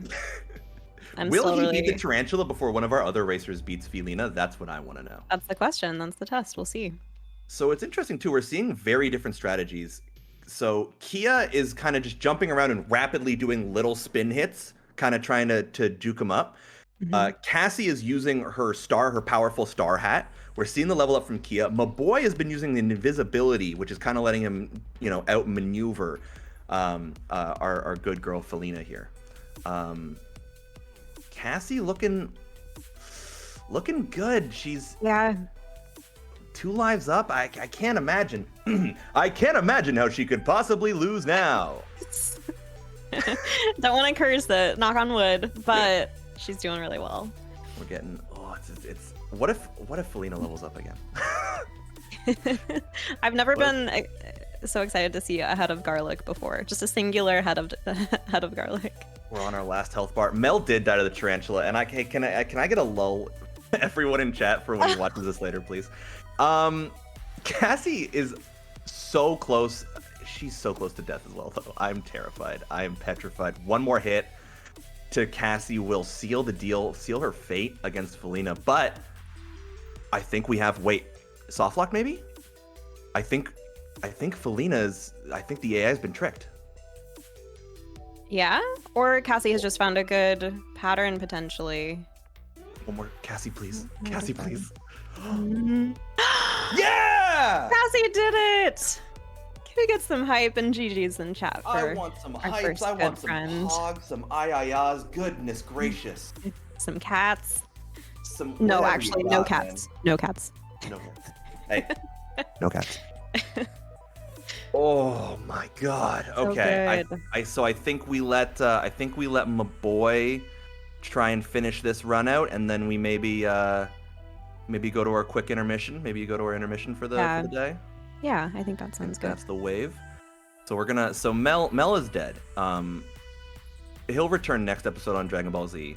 Kia is schmoovin' and grooving his way back to the boss fight. MahBoiii, again, I love this strategy. It looks like the invisibility does make you impossible to hit, it seems. So he's just kind of going up in her grill and just mashing the attack button. We love that.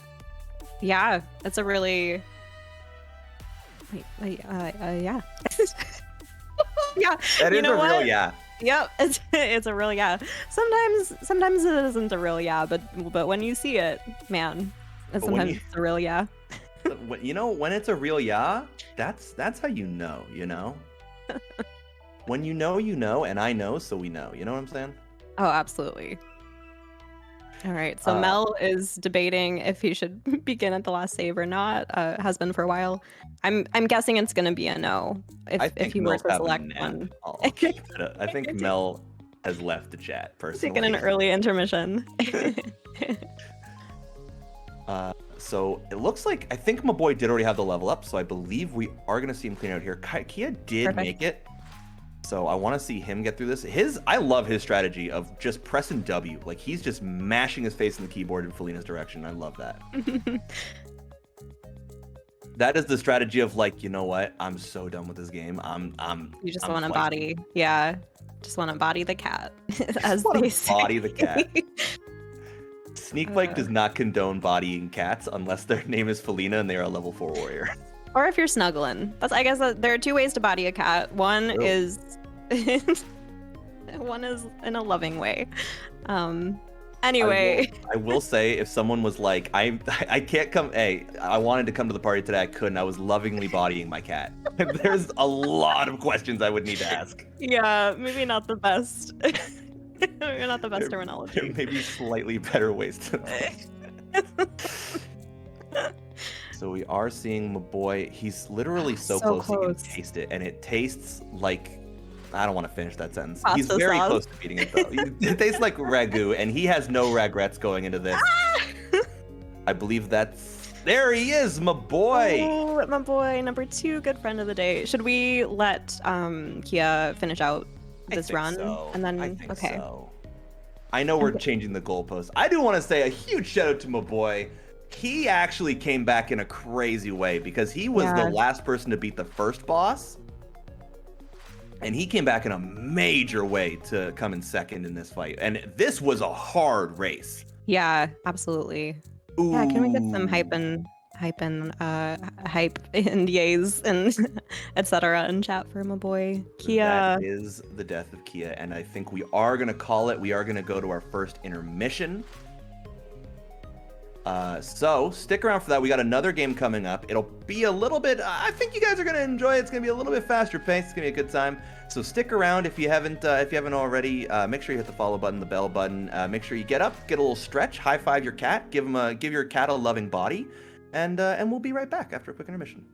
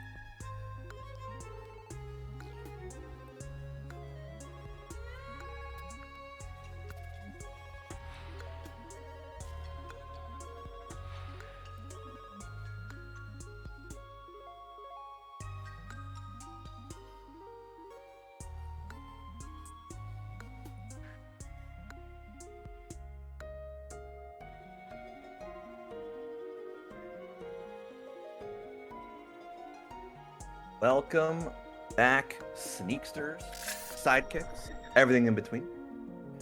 We're here. We're ready to get into another game.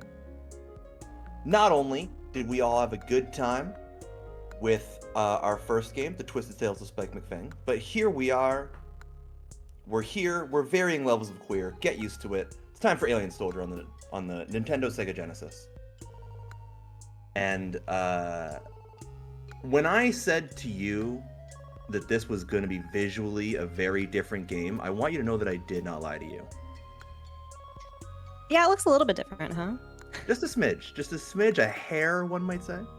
Just a tiny bit. An itsy bitsy spider of a difference. We're going to get right back into it. If you're just joining us after the break, my name is Old King Cake, along with our lovely friend here, Bears and Beats. Cassievania was our first good friend last game, and now it's time to find out who's going to be our first good friend for this game. Would you like to do the countdown this time around, Cake? Yeah, I did stretch this time. I think. Okay.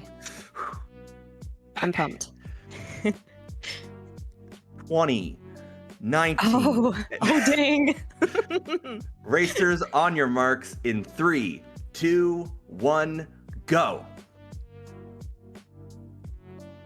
Perfect, and they're off. All right. Here we are. We're in Alien Soldier. Alien Soldier. I feel like we need to. If there isn't a theme song for this game already, I feel like there should be. Alien Soldier. Alien Soldier.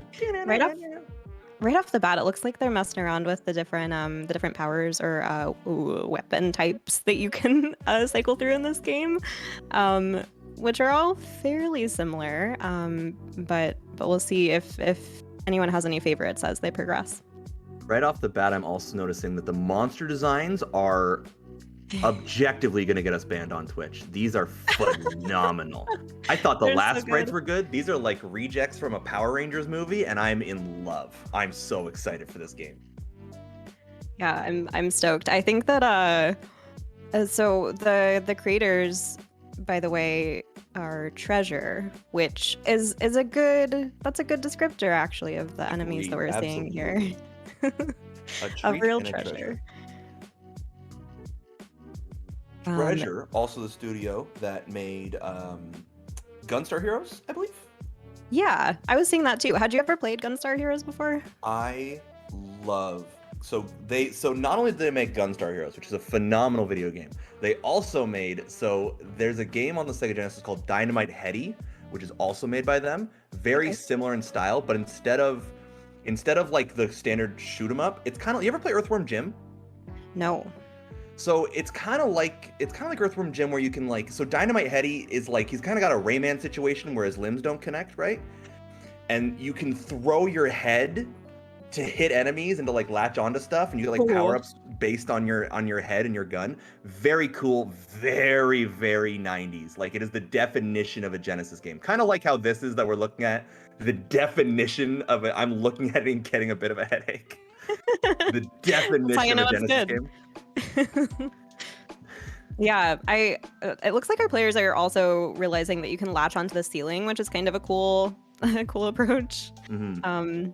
And we've already gotten a couple of game overs. Another way, so if you get a headache from a game, and then if you get a pretty quick game over, it's a good one.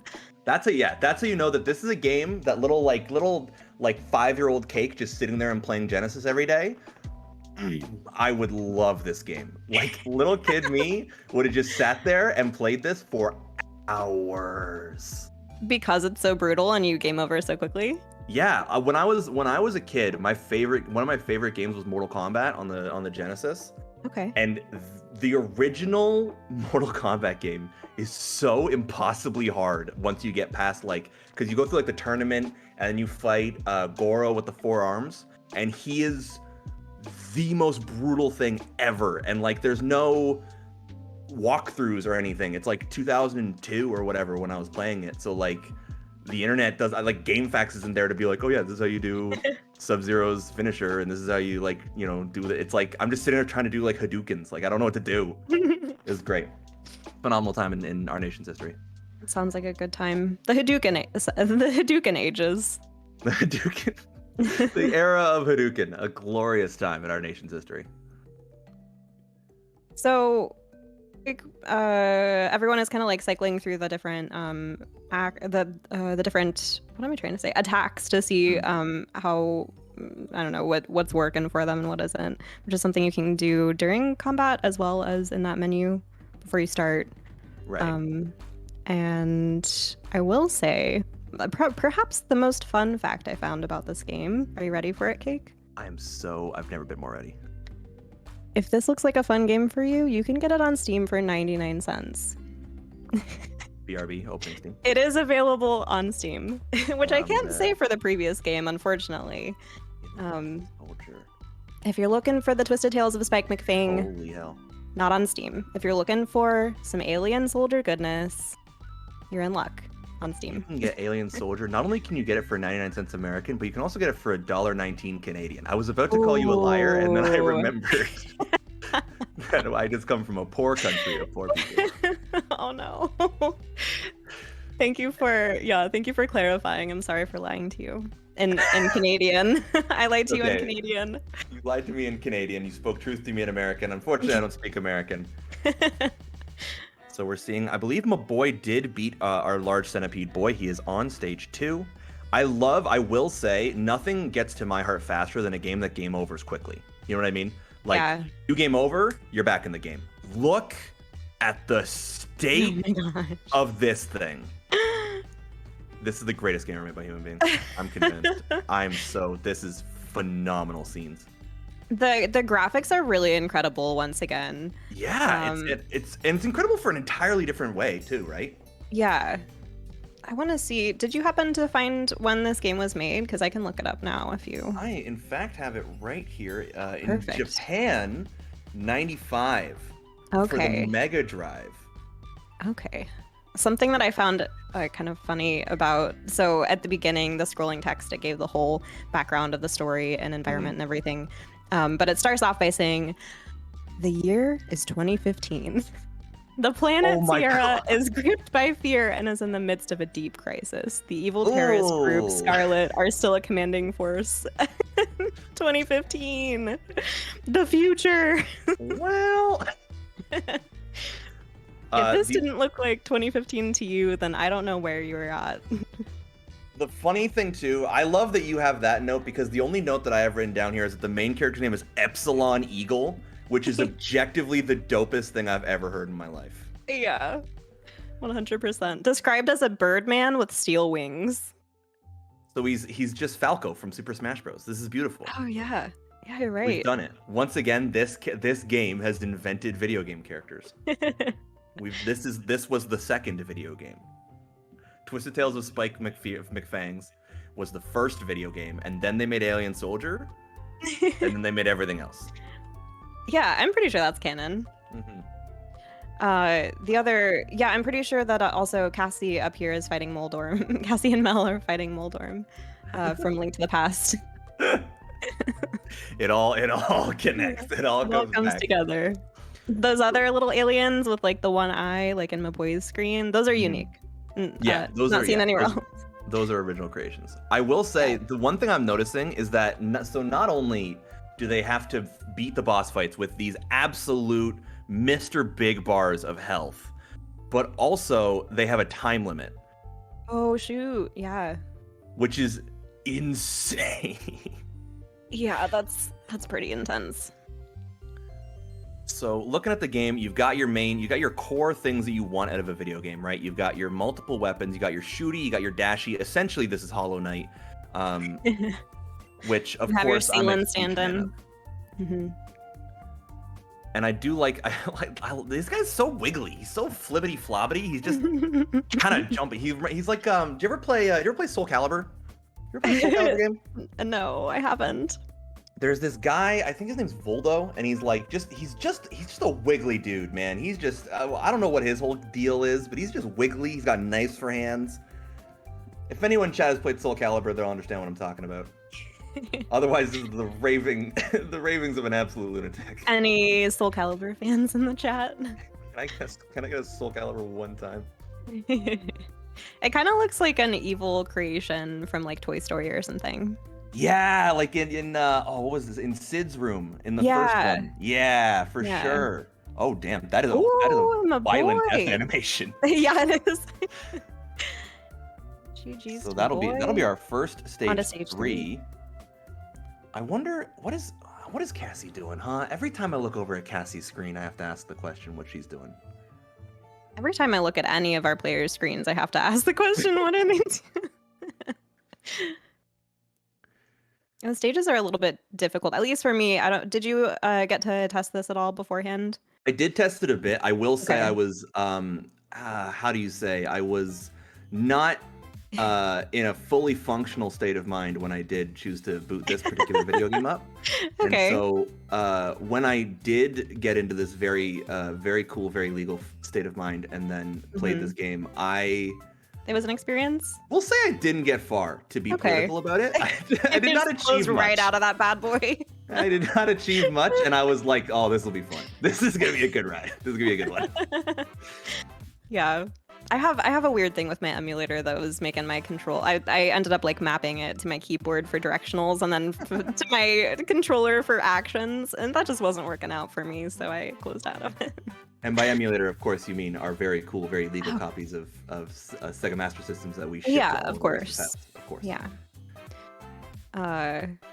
But boy is going. He's a little crack stacked and ready to jack. He is picking up health items. He's learning the way of the. Oh my God! This is the best game ever made by human. Oh, look at Holy this. sweet hell! It's in like awe. Iron Man meets Teenage Mutant Ninja Turtles. Yeah, and he's got a. Maybe. Can we? Okay, Cause don't watch this VOD.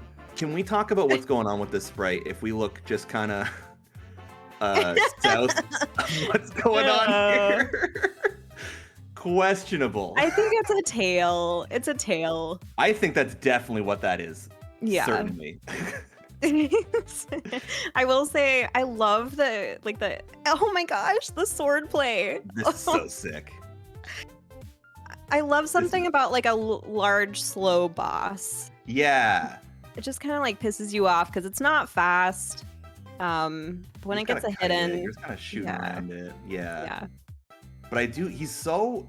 Speaking of wiggly, this dude is wiggly, man. This dude is real wiggly. This guy's real wiggly, and I'm a fan. I like that he's just like a big dude. He doesn't even really seem to be trying that hard, honestly. He's just kind of like showing you his cool dance moves. I'm a huge fan of that. I'm a huge fan of anyone who's like, yo, do you want to see what I've been working on, man? Yeah. Meanwhile, Eagle is just sitting there shooting him in the head like an absolute tool. Surprisingly agile too. Jumped up and rolled up in a ball. He is secretly an armadillo man. Oh, I could see some armadillo. MahBoiii is doing my favorite thing you can do in a video game with a gun, which is going right up into my opponent's face. Just mashing the shoot button. Yeah, I'm curious at the end of this to hear what everyone's favorite gun was. Oh, MahBoiii taking a death. So we're gonna see something really interesting here. Does he start from stage 3? Please, dear God. Okay, thank you. Oh, nice. Okay. Whew. I'm not a praying man, but I was very close there. All right, Cassie getting it through stage 1. Kia working through our good big centipede boy. I don't know if Mel has noticed there's a time limit. He is taking what we'll define as his sweet old time getting back to the centipede. Oh yeah, perhaps not. I know that I saw the README, but I happened to miss the little point about a time limit. There's also a mechanic in here which I don't know if I could spot just with my little eye, but You play with your little eye. yeah, but destroyed bullets actually turn into health pickups, which is a pretty important mechanic I think for our racers to get a handle on. Yeah, I think it was Kai in chat was bringing up. It looks like Kai knows. Oh, I mean, nice. Kai, obviously, hero of the people, the master of the universe, the man with the power, the man of the hour, Kai Matten. The who creator of knows our sub badges too, by the way. most of our art assets at this point have at least been kissed lightly with Kai Matten's sweet embrace. And also the wealth of knowledge that Kai has about games that I have no concept of understanding is phenomenal. I love talking to Kai because he'll just be like, you ever play this game? And I'll have no idea what they're talking about, and it's gonna be like, Oh yeah, if you do like this, and this, you can literally just beat the game. And it's like, oh, dope, dude. Like, that's sick. Why do you know this? Meanwhile, you ask me, and I'm like, nope, no, and I've never heard of it. Yeah, meanwhile, you ask Cut me it about off. a game that I've played for years on stream over and over again. It's like, I don't know, man. I just kind of press buttons. All right. So, We Mel, have is our- Mel, you doing all right, man? Mel, is everything okay, buddy? Starting back at stage 1. I'll be interested to see if Mel ever wants to race again after today. Because he was talking a lot about, oh man, it's we haven't been able to race in so long. Let's make this advanced category. It'll let some of the people who are like a little better than intermediate, who are winning all the intermediate games, maybe then get like a little solid race going on.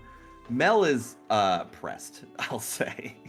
I think he's having it. He's having a good time. He's doing his best. That's all we can ask for. That is what's important. It's always to remember that here at Sneakbike, all we're trying to do, really, I do a lot of kidding. I'm just here to have a good time.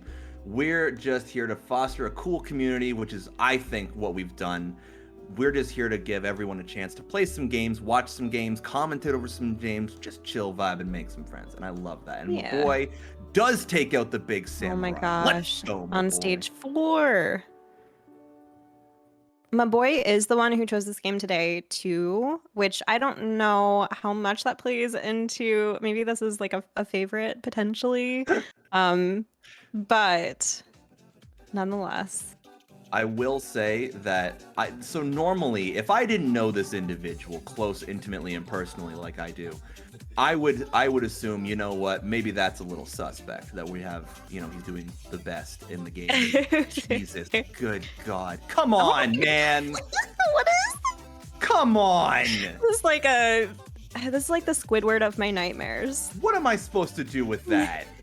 I'm not allowed to make any jokes about that. No. Are you insane? Like, nothing about this. Everything is objectively funny about it, and I cannot say anything. Do you know how... I think it looks perfectly normal. I don't know what you're talking about. Yeah, me What too, kind man. of jokes? What kind of jokes are you avoiding? Okay. Up in Canada, Anyway. this is just what, like, I got nothing, man. I don't know. MahBoiii, please kill this thing. Oh, God. Get it off our screen. Get it off the screen, man. I can't do anything. I do think it was the inspiration behind Squidward, though. That's all I'm saying. Yeah, for sure. Steven Hillenburg, so famously, he was a marine biologist, but I think what actually did it was that he played Alien Soldier on the Sega Master System and was like, that thing is going in a children's cartoon. God, he is so upsettingly wiggly. The other ones were charmingly wiggly. He is deeply, deeply unsettlingly wiggly. Yeah, there's definitely a wiggly scale we're dealing with today here in the imaginary world of 2015. And there's definitely a range of adorable to upsetting, I guess, is what we're working with. I didn't know that Wiggly could be this upsetting. He is also spitting bees out of his mouth, this is just awful top to bottom, I'll say it. This is just an experience that I did not want to have. We are seeing MahBoiii take a death, so we get a brief respite from the absolute hellscape we were choosing to spend our Saturday looking at. Yeah. Thank you, MahBoiii, for giving us a little bit of a break. And thank you, Kai Madden, for telling us it's called Sniper Honey Viper. And I don't know if that's true, but I'm choosing to believe that that's true. I love that. That is phenomenal, I will say. Okay, so there's a life system I'm finding out. Cassie looks like we're going to take our first time out. She does have 10 seconds about to kill this boss. I think she's got it. I've never believed in anyone more than Cassie trying to beat this. Man, I will say, GG's. I will say, there is something about games like this that I love dearly, right? I love these like fun little shoot 'em ups. There are, if anyone's curious, if you're watching this, you're going like, oh my God, this is like the hardest thing I've ever seen in my life. There are actually 2 difficulty modes in this game. There is a super hard and a super easy, which I find it phenomenal that there's not like anything in between those 2 things. It's just, this is a baby game for babies, or this is the hardest game you've ever played in your life. But I will say the one thing that I'm really glad that we got away from as a video gaming like society is that they're like, okay, so we've made the game really hard. How have we done that? We have just given this individual 9 porta potties of health bar. Good luck, have fun. Yeah. Also, you know what? Just for fun, maybe we're just add a time limit too. Yeah, right? It's like, they're like, okay, we're going to make this really cool game. It's going to be really fun. I'm looking at it now and I'm like, if this was at an arcade, this was all I would do for an entire afternoon. Oh. Absolutely, right? Mm-hmm. But then I'm sitting here and I'm thinking about it. They're sitting in the boardroom and they're like, okay, what can we add? We're going to add a live system. Infinite lives? No. Continues, but only a few of them. Okay, so are we going to bounce the game in it?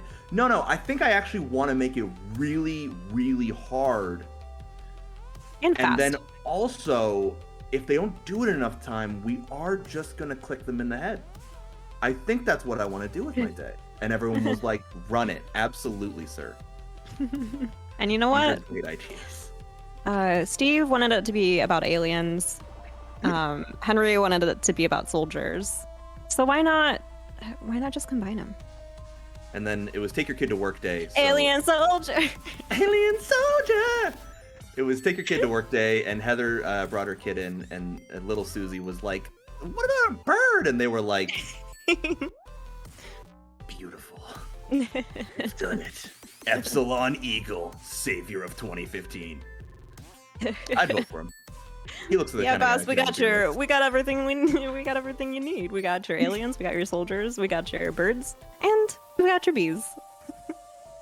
Listen, we know that you guys are the team behind Gunstar Heroes. We know that you guys are the team that move on to make Dynamite Heady. Let me tell you guys, throw all of that out the window. All of that you've done, garbage. Epsilon Eagle is here to save the day with Alien Soldier for the Snegogenesis. Snegogenesis. What a world. This game exists. It makes me happy. I'll say it. We're having a lot of fun here. Jokes is hanging out with us here at the table.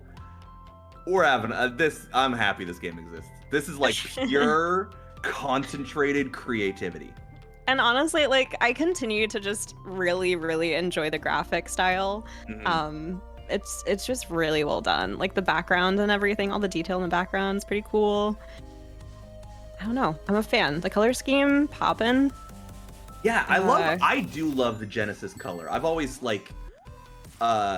said that like the retro consoles, I was always a Genesis kid growing up because I just didn't have a SNES. But like even looking back on it, I love the colors that the Genesis makes. Genesis truly did what Nintendo didn't. I believe it. Kai also provided us the names of the bosses in order from 1 through 4. So we have Mechapede, Antroid, Shell Shogun, Sniper, Honey Viper. That is phenomenal. MahBoiii is on which is this a boss of a stage? Is this yeah, this is it's so when you launch into stage 3, you fight this beholder thing, and then you get to fight the actual boss. Okay. Which is phenomenal, I will say. Shoutouts to the racers. One time for the one. If you hit !R, you can see all of our friends here are streamers. Especially, I want to give a quick shout out to Mel, who's been putting in the grind on the stream lately, playing a lot of fun retro games. But all of our friends here are retro streamers. Really, really fun times. Really, really chill people. And I gotta say, I cannot think of a better selection of gamers to represent our advanced racers today. This is a treat to behold. As much as we're having goofs and gaffs with how absolutely Batnanners insane this game is, this is really cool to see the players figure it out and just play at a level that I could not even fathom. Yeah, absolutely. I'm trying to keep all the bosses straight. There's so much action going on right now. Yeah, yeah. And so far, I haven't seen in the UI an indication of how many lives. Like, it doesn't show you that right off the bat, does it? Have you noticed? No, anything absolutely like that? not. I think it might be a one and done kind of situation. Like, you have your health bar, and if that dies, then you're just iced. And then I'm gonna assume 3 continues. Okay, that makes sense. Yeah. If I had to take a guess, cool. We do stand Carl the Beholder thing. Absolutely. Yeah, Carl. I love Carl. So here's my problem, Bears. Can I tell you what my problem is right now? Yeah, of course. So, we've seen a lot. We've had a lot of fun here today. We've done some goofs, some gaffes. We've made some friends. I can't imagine what absolute visual hell piece we're gonna see after Sunny Sniper Honey Viper, because that I cannot express to anyone watching this. If you're watching this live with us, bienvenue. If you're watching it as a VOD, thank you for putting up. I cannot fathom anything worse than Sniper Honey Viper, other than the fact that that name, chef's kiss. Yeah, the name definitely is the best part of the character, I think. Absolutely. I agree. Are you speculating what stage 5 might hold in store for us? I can't. Like, I physically can't. Like, I saw the And you we saw the refuse to, quite centipede. frankly. Yeah, we saw the centipede, and I was like, okay, maybe like a bug thing. And then the ant showed up, and I was like, oh yeah, for sure, ants. Okay, they're the bugs, sure, right? And then our large Carl shows up, and I'm like, all right, that's out the window. Our big lad shows up, has nothing to do with bugs whatsoever. And then we have just this monstrosity that sneezes bees, and I don't know what to do anymore. He's a filthy bee sneezer. My boy fighting the filthy bee sneezer. I like it. And by that I mean I don't. Oh my god. Thank God. My boy has figured out a way to beat this boss super Oh my easy. gosh. Jesus. Good Lord Almighty. It's absolutely Thank you blasting so much. him. Taking him to absolute Pound Town. God, I hate how much he's wiggling. It does look like my skip boy that. is cycling through the powers a lot. Some of the other racers are too. It looks like potentially, if I were to speculate, some of the powers do better at like close range versus far range, if you will. Yeah, it seems to be like that's, as Kai's pointing out, it seems to be kind of like the ammo system that we have is the force bar, if I'm to understand. And it seems that some of them use more or less force. I'm sure I'll get roasted if I'm incorrect, but that's kind of where my noodle's at, yeah? And we do see him beat Wiggly Squidward. Jesus Christ, thank God. My boy, GG's. Clears that Right. stage. Bears, what are we seeing next? I'm putting you on the spot. Oh What's our next? god. You know what? I think it could be some sort of spider-inspired character, potentially. It'll definitely have something that questionably looks like a tail and or something else. I mean, at least to some people's brains. Okay, listen. Shell Shogun, fair enough. I am a child. All right, Shell Shogun, I am a child. Sniper Honey Viper, I will take no guff on that one. All right. Okay. Holy crumb, it's a crab. Oh my gosh, it's almost a crab. swore. Another SpongeBob character. Look, I'm seeing a trend here. You're I didn't want to. absolutely right. But this is absolutely Mr. Krabs' evil brother. The final boss of the Oh game, my fun fact, God. is a squirrel. That attack would make me scream. This reaches down for you. Oh, I hate it. Okay. Oh, my boy taking a death there. I think I couldn't see how many continues there are. Goodness gracious, Glorioski. Oh, and this is stage 5, so you do have to, much like in real life, you do have to beat capitalism in order to save the world. And capitalism here represented, of course, by Mr. Krabs. Yes, of course.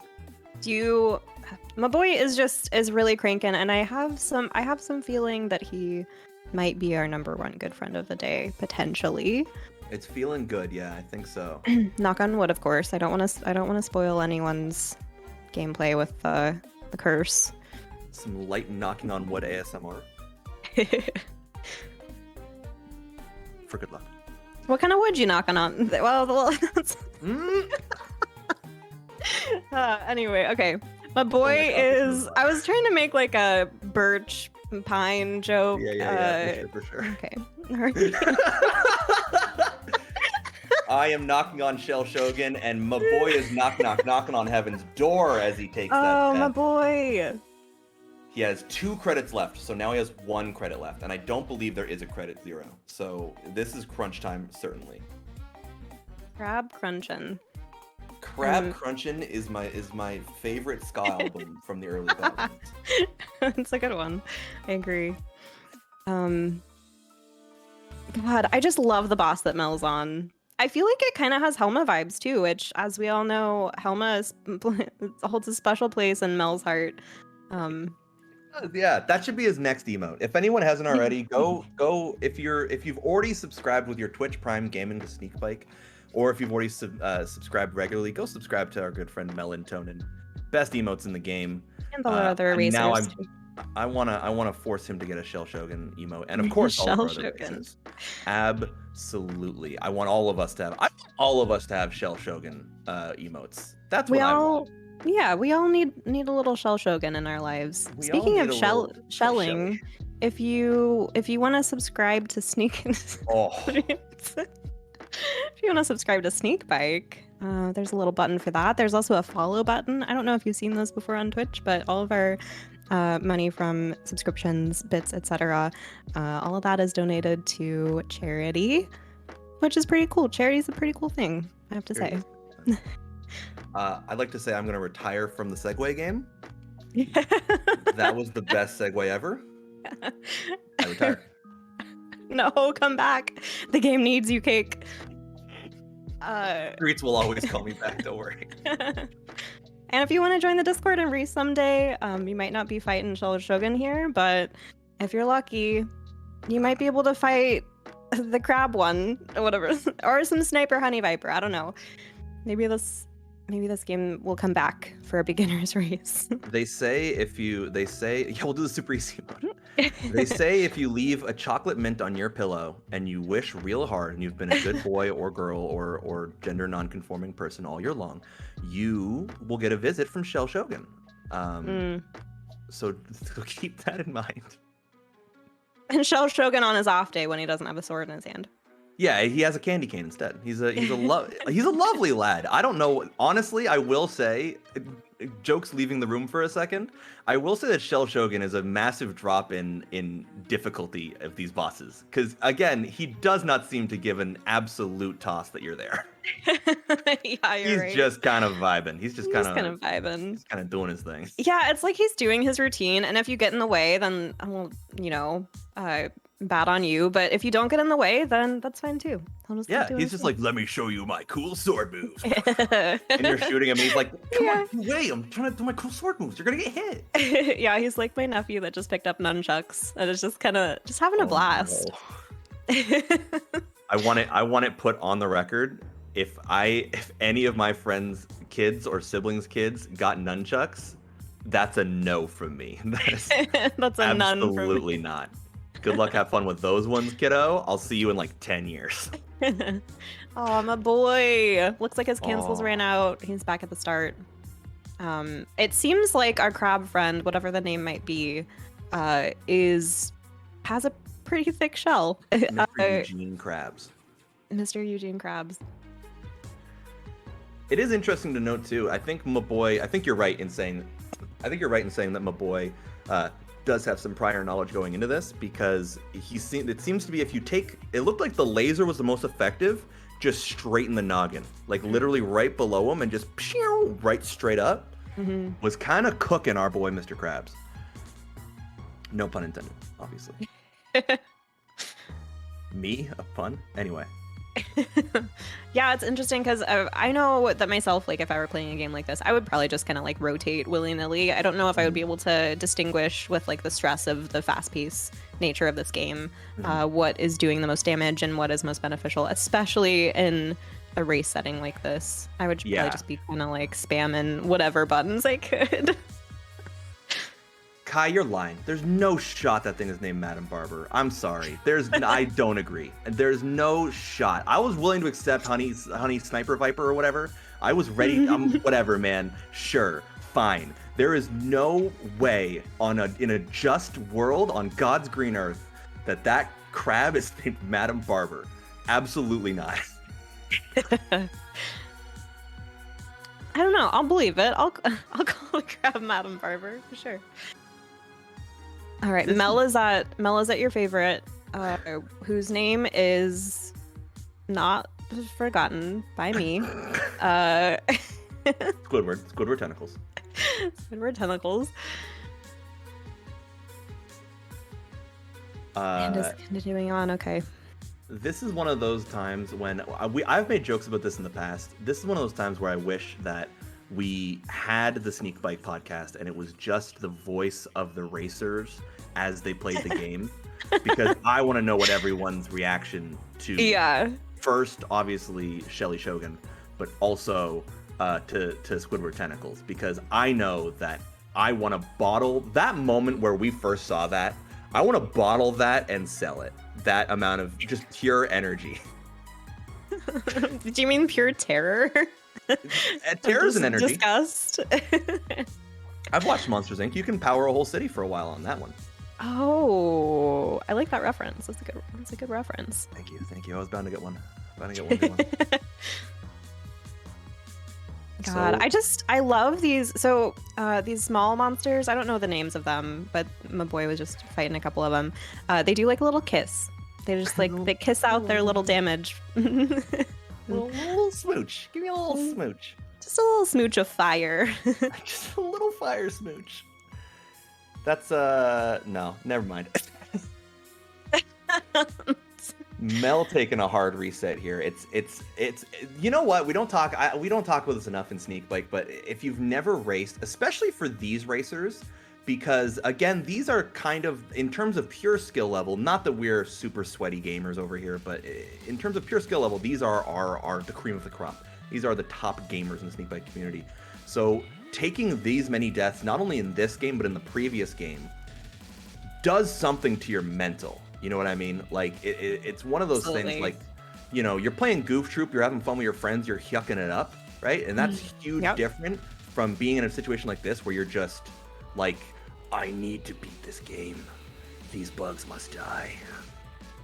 Yeah, I feel like there's a different level of frustration, to your point, with these types of enemies than there were also, even for the previous game where the enemies were like little garlic pals. It kind of feels like, even though that's frustrating if you keep dying to them, it has a whole different vibe still. Yeah, it's certainly a tonal shift, I will say, from our last game. Certainly, I will say this game is different. Just a little bit, yeah. It's also interesting. So Mel has it looks like he found like an option that turns on, instead of having bars, he has numbers, which I think might be helping him, because I think he's being able to see more clearly like what he is doing and what the enemies are doing to him. You know what I mean? Yeah.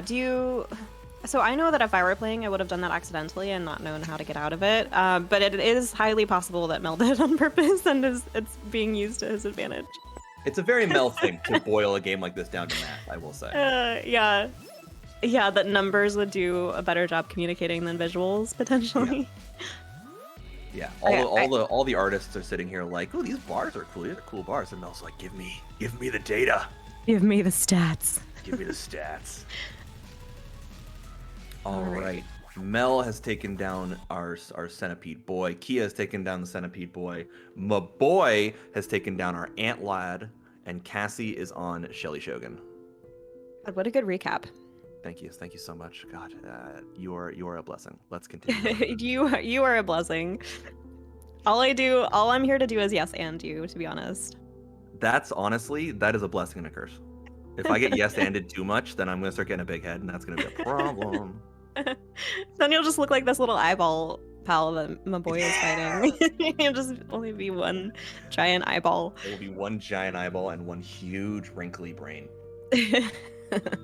Speaking of huge wrinkly brains, can I tell you guys what will make you have your brain will expand and develop the deepest, most intellectual wrinkles on God's green earth. You know how you do that? You know how you do that, chat? You know how you do that?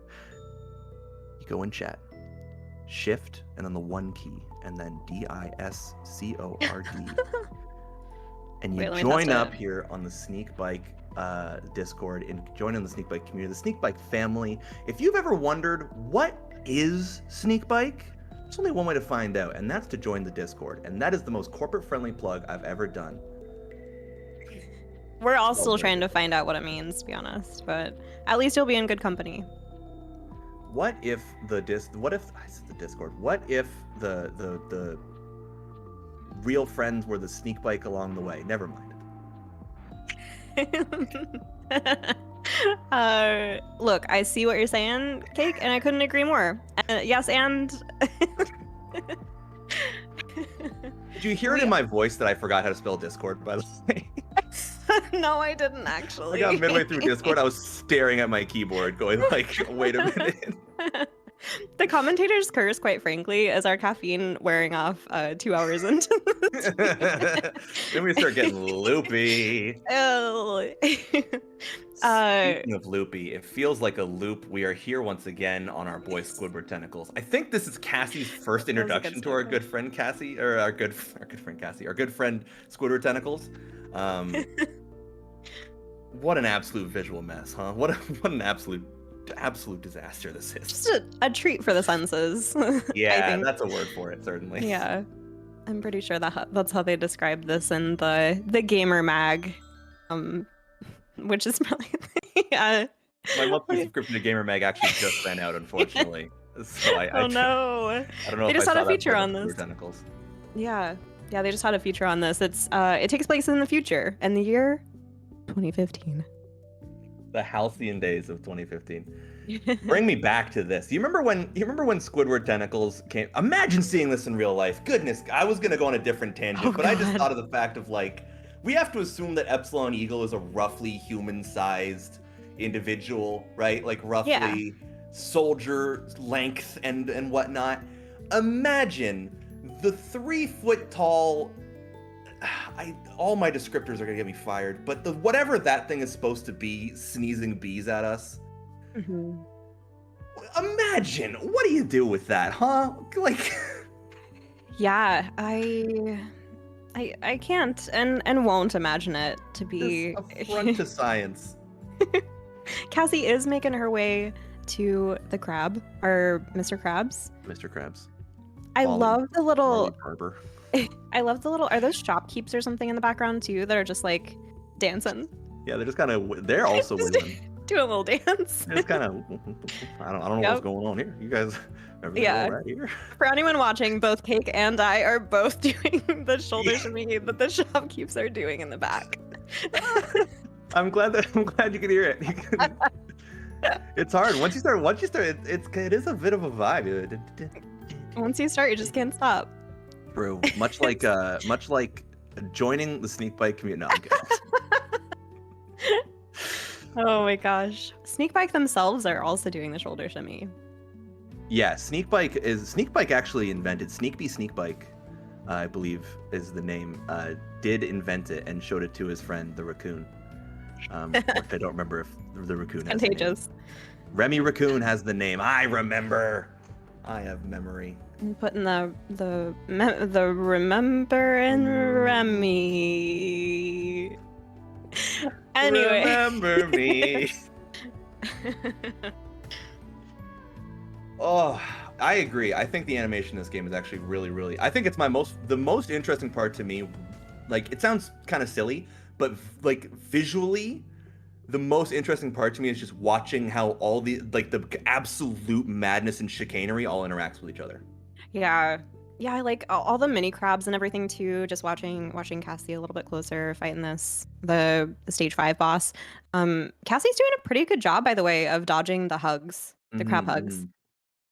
She said, "No crab hugs for me, sir. I'm a vegetarian." Like my vampire friend. And his name, of course, is Spike McFang. I'm a vegetarian. I'm a vegetarian, so I'm not effing scared of him. Shout out to 2006-ish.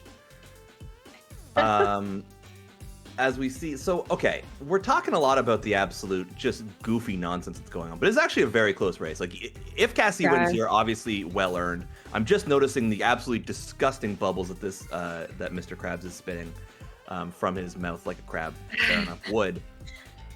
But even if Cassie wins, fair play to her. If she dies here, though, MahBoiii and Melatonin are right behind. We know both of them have the capacity to get to Eugene Krabs. And Kia is not too terribly far behind them. He is at the ant boss, but this game is so fast-paced. It can change in a hiccup and a heartbeat, you know? Yeah, absolutely. Oh, and shoot, I think we're Cassie definitely noticing.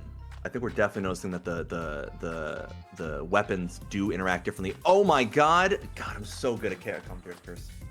There's one thing. Cassie If sent there's back to the one thing they start. bring me on for, it's commentator's curse. Every time. That was Cassie's first dance with the crab, though, right? It was, yes. Okay. Cassie's taking it a little bit slower, but I think the main thing we can talk about with Cassie is her ability to adapt. Yeah, and in all of her races. she's picking up, at least with the crab towards the end, she's picking up on some really great patterns to kind of dodge and get in some good attacks too. Mm-hmm. You can tell that all of the people who are playing today are like, I keep putting stress on it, but you can tell that they are retro video gamers. Spelled with a 3, 4. Okay, I'm tracking. Yeah. Like they are doing things that, like, because I'm sitting here, I'm watching this, and I would have gotten frustrated by now and just like, I'm just pressing W, man. Like I'm holding the shoot key, I'm holding forward, whatever happens. 100%, yeah. Like that gift from The Simpsons where Bart is like waving his arms and Lisa's just kicking. Like that's me plowing through the game. Flying like an eagle into that game over screen. That's my favorite part of the song is when they start talking about the game over screen. Yeah, Very it's cool, pretty very wild. symbolic. Yeah. My boy is Fly back like on the it- crab. I can't believe we missed. God, we're fired. We missed the idea of fly like an epsilon eagle. We're fired. Like an We're epsilon so eagle. fired. Jen, you got this one. I'm gonna go. I like how, so okay, I don't know if you've noticed this, but it looks like the little crab sprites can actually take hold of your character, like spin him around. But it's interesting too that what I noticed when Cassie was fighting is that I thought the little crabs like grabbed you and not only gave you a right tussle, but they also did damage. It seems they actually don't. Like literally all they do is grab you so And that hold you in place. Betty the barber or whatever absolutely I don't know why I'm so tilted by whatever that name was, but I am tilted and jilted by whatever this crab's name is. MahBoiii getting pretty close though, almost full health. He could go all the way. God, Now that does so much damage. Now I'm just curious what the name is of this crab. I don't know if I'll be able to find it very easily. I was having some trouble finding good info on Alien Soldier here earlier today. Shockingly, of all of the treasure games, this one is the one that seems to be less talked about, and I can't fathom why. It's like going on a treasure hunt, if you will.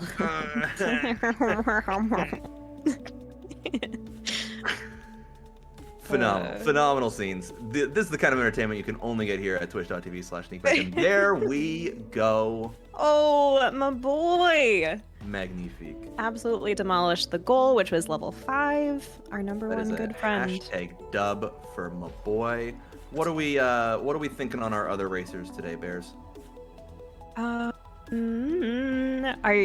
you thinking maybe wait until the next one gets close? That's what I'm thinking. We're seeing Mel get to the crab. I don't know how many lives he's got left. Cassie is finishing stage 2. Kia is starting stage 3. So we can keep going. If there's one thing that I've learned, it's that me and Bears can vamp eternally. Always be vamping. Always be vamping. ABV? That doesn't sound right. The mystical fairies in our ears have told us that we are gonna see how Mel does here, and then we're gonna just kind of call it by ear. Is that a thing? That sounds like Call it by ear. Yeah, I think that's a thing. That's a Canadian and American term, I believe. Oh, bueno. Absolutely phenomenal Okay. scenes.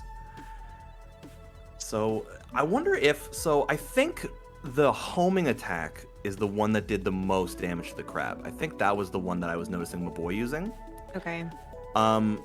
So I'm wondering if the rest of the team will notice it here. And oh my god, it's a giant frog. MahBoiii just letting us see the rest of the game. This is, man, upsetting to say the least. He is laying eggs, or they are laying eggs that are shooting at you. Jesus, this game is insane. God, good lord. I like the little frog. I like the idea of this frog. His objectively upsetting undercarriage is, I mean, just that. It is objectively upsetting.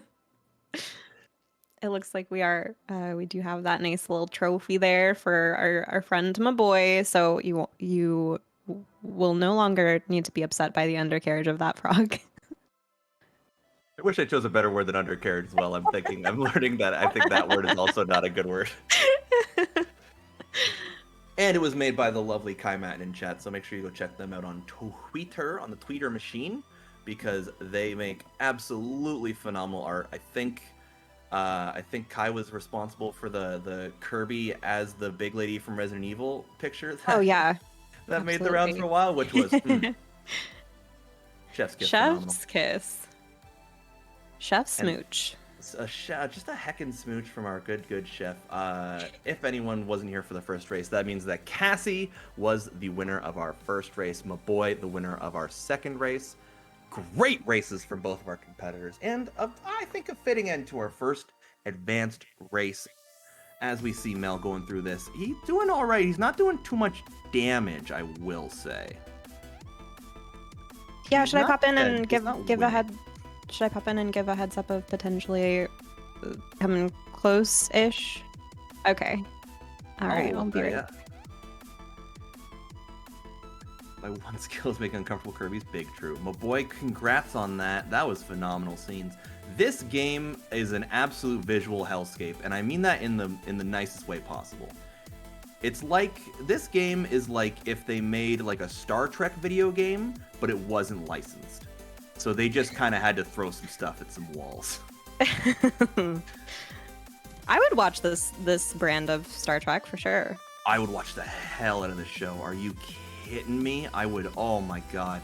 This television show would be the greatest television show because it would make no sense at any point, and I would get to see all the people in the universe go on Twitter and roast me for not knowing what random background character X doing the shoulder wiggle there's name is.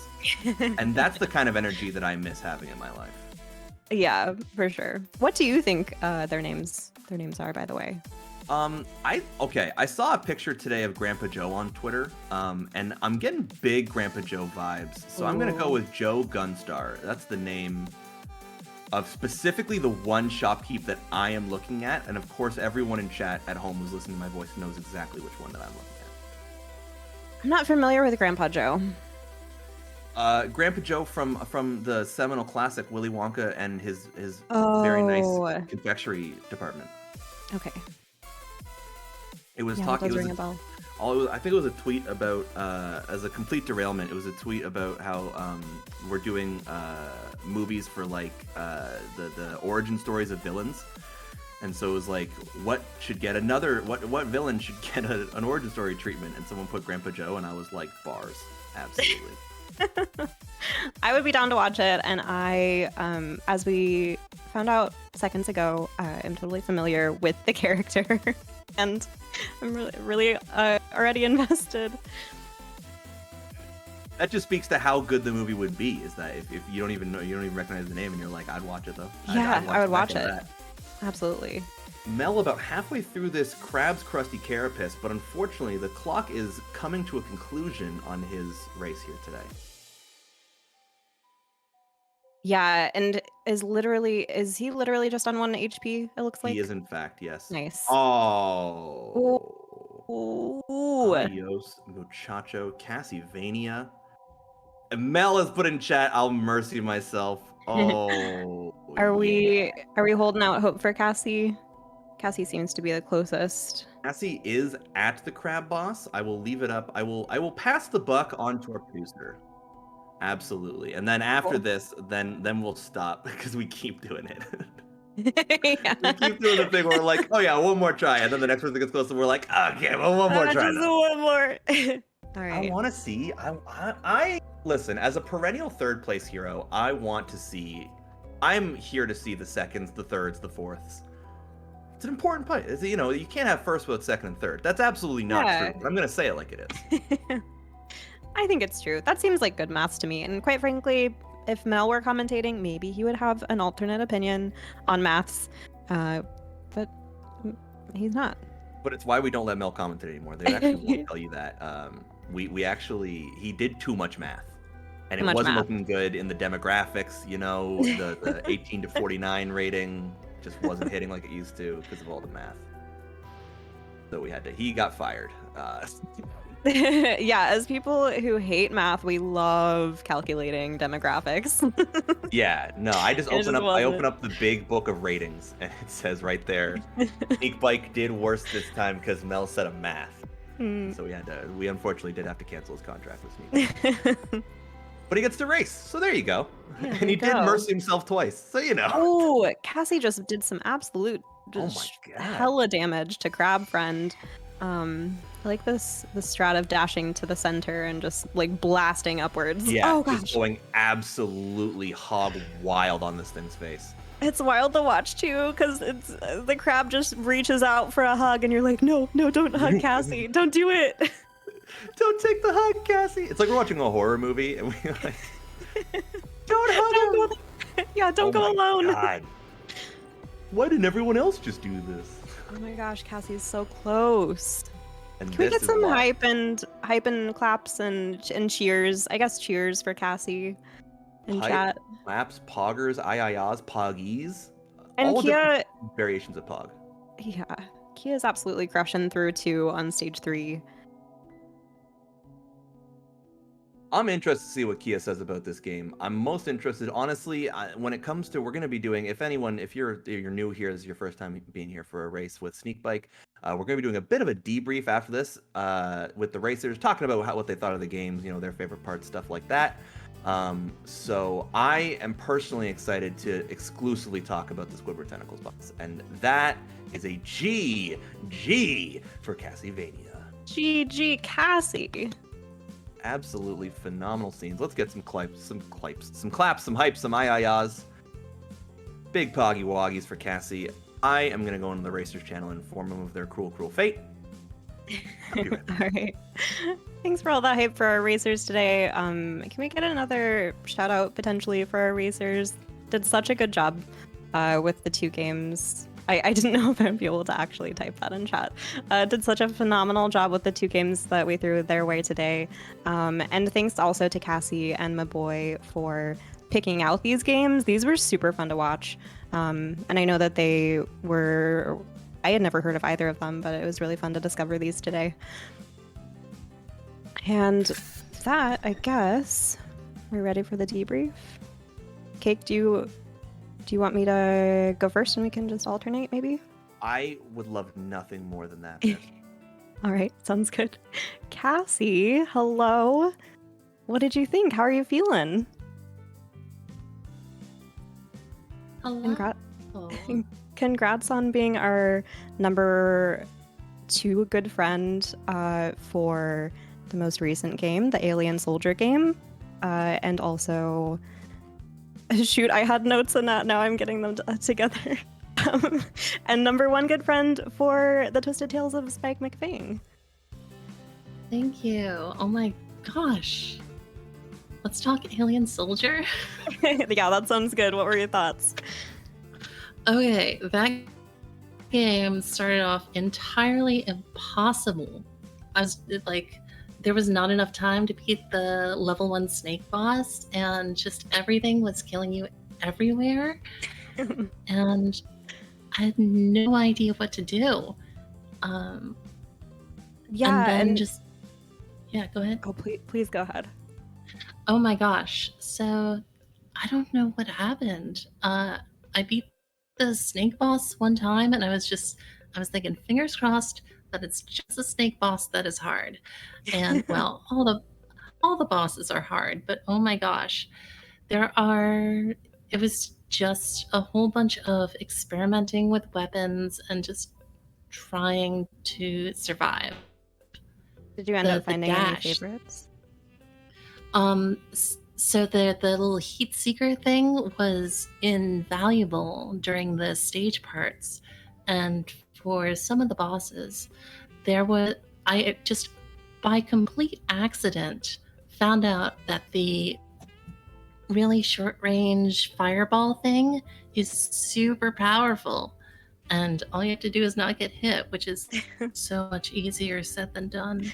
Yeah, it's such a fast-paced game, and it was really entertaining watching you fight our crab friend as well. Uh, I'm still shaking from that. Oh my gosh. there are a couple times where the crab almost came in for a hug, and you just completely dipped out at the right time. So GG's with how you handled all of that. Thank you. Do you think you would play this game again?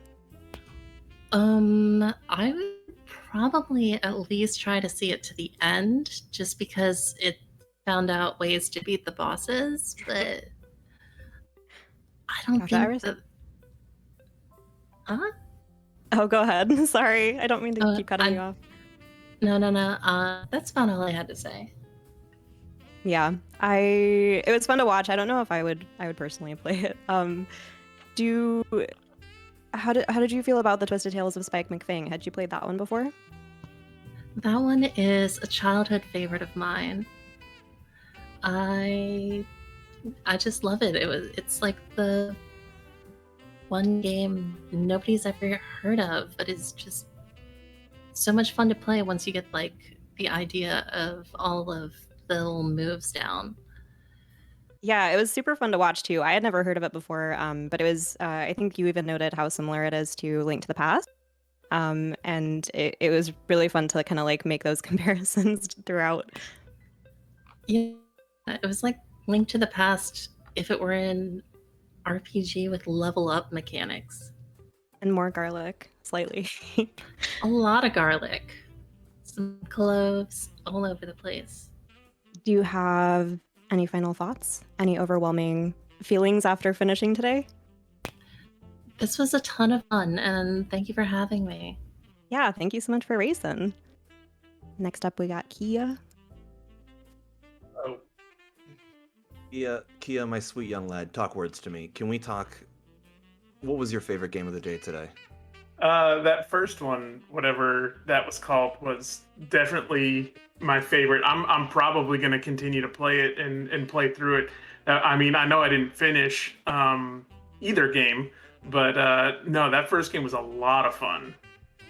Talk to me a little bit about it then, because it was a little interesting for us to be commentating over it, because I feel like it's one of those games that you start to kind of get as you play it. So what was the experience like for you of like learning like, oh, okay, so there's level ups. Oh, okay, there's cards. This is how the cards work. This is how the bosses work, yada, yada, yada.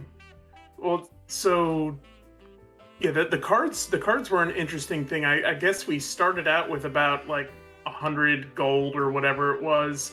I don't know if it was before my first death or after my first death that I actually went into the shop and I bought some cards, and I got some of the mystery cards from the slot machine thing. But no, the cards was a very cool aspect, and it was even better once I figured out what each of them did before I used them. You know, hit and select, and you can actually scroll through them to see what they did.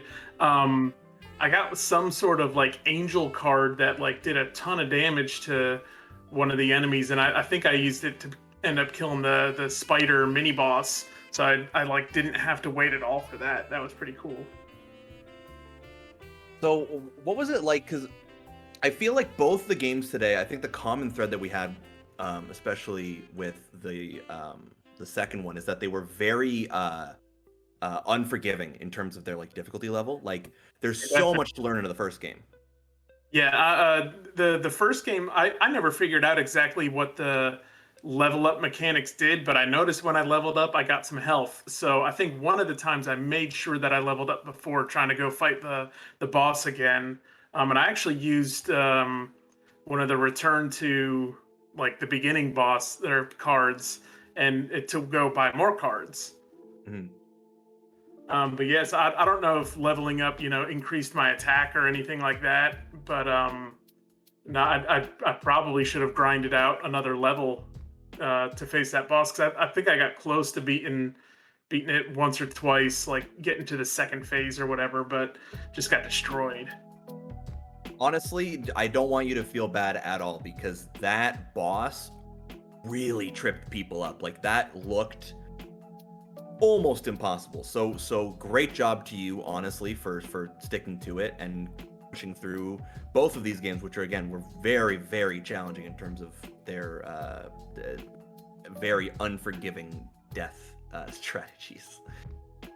And for the second game, Alien Soldier, I for whatever reason, I could not get the controls down. The whole switching of the weapons and the weapons losing energy or whatever, I just could not. Probably given a little bit more time, I could figure it out, but it just was not working for me.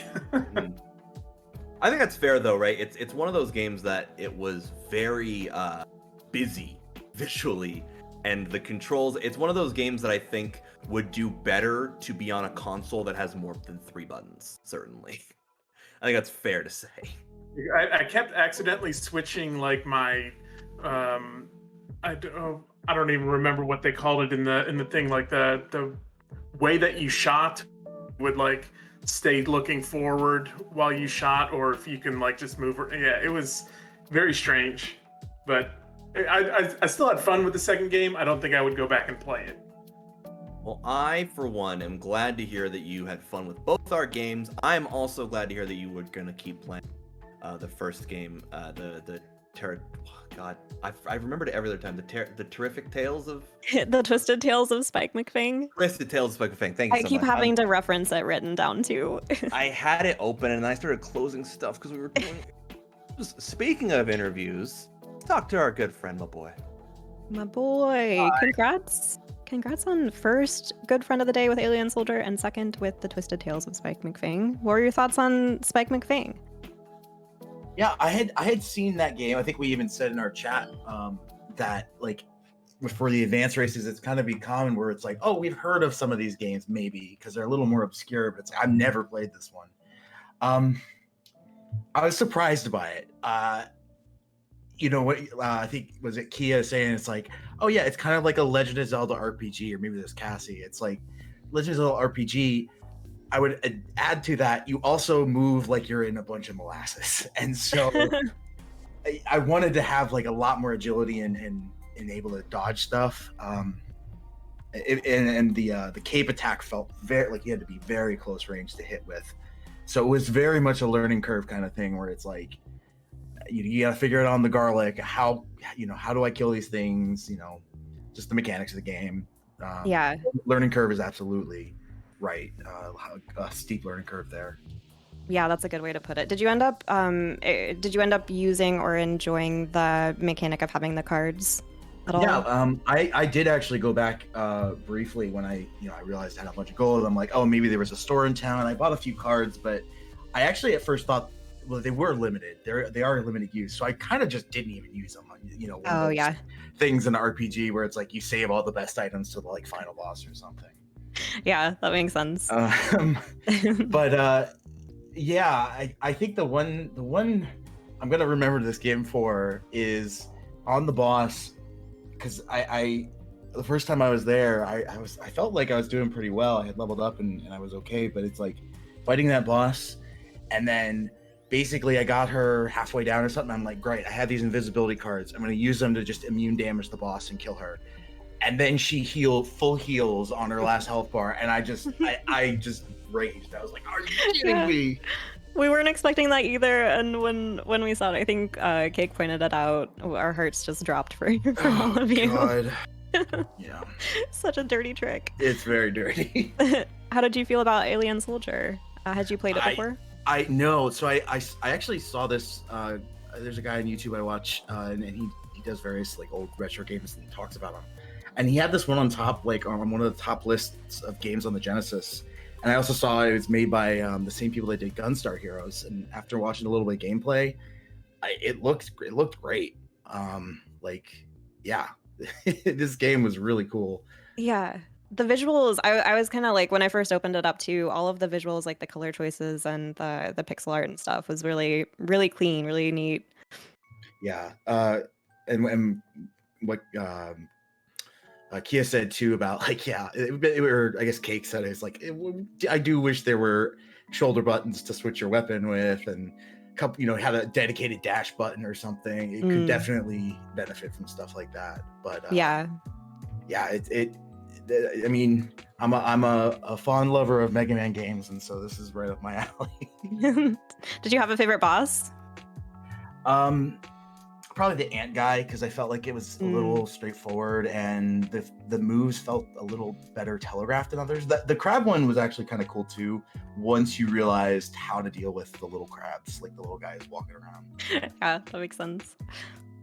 Any final thoughts in general before we?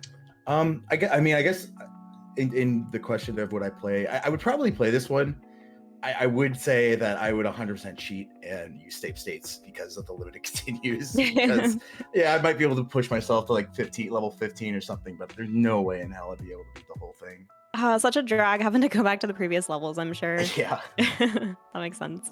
Well, thank you so much for racing with us today, my boy. Yeah, thanks for having me. And then we're off to Melatonin then.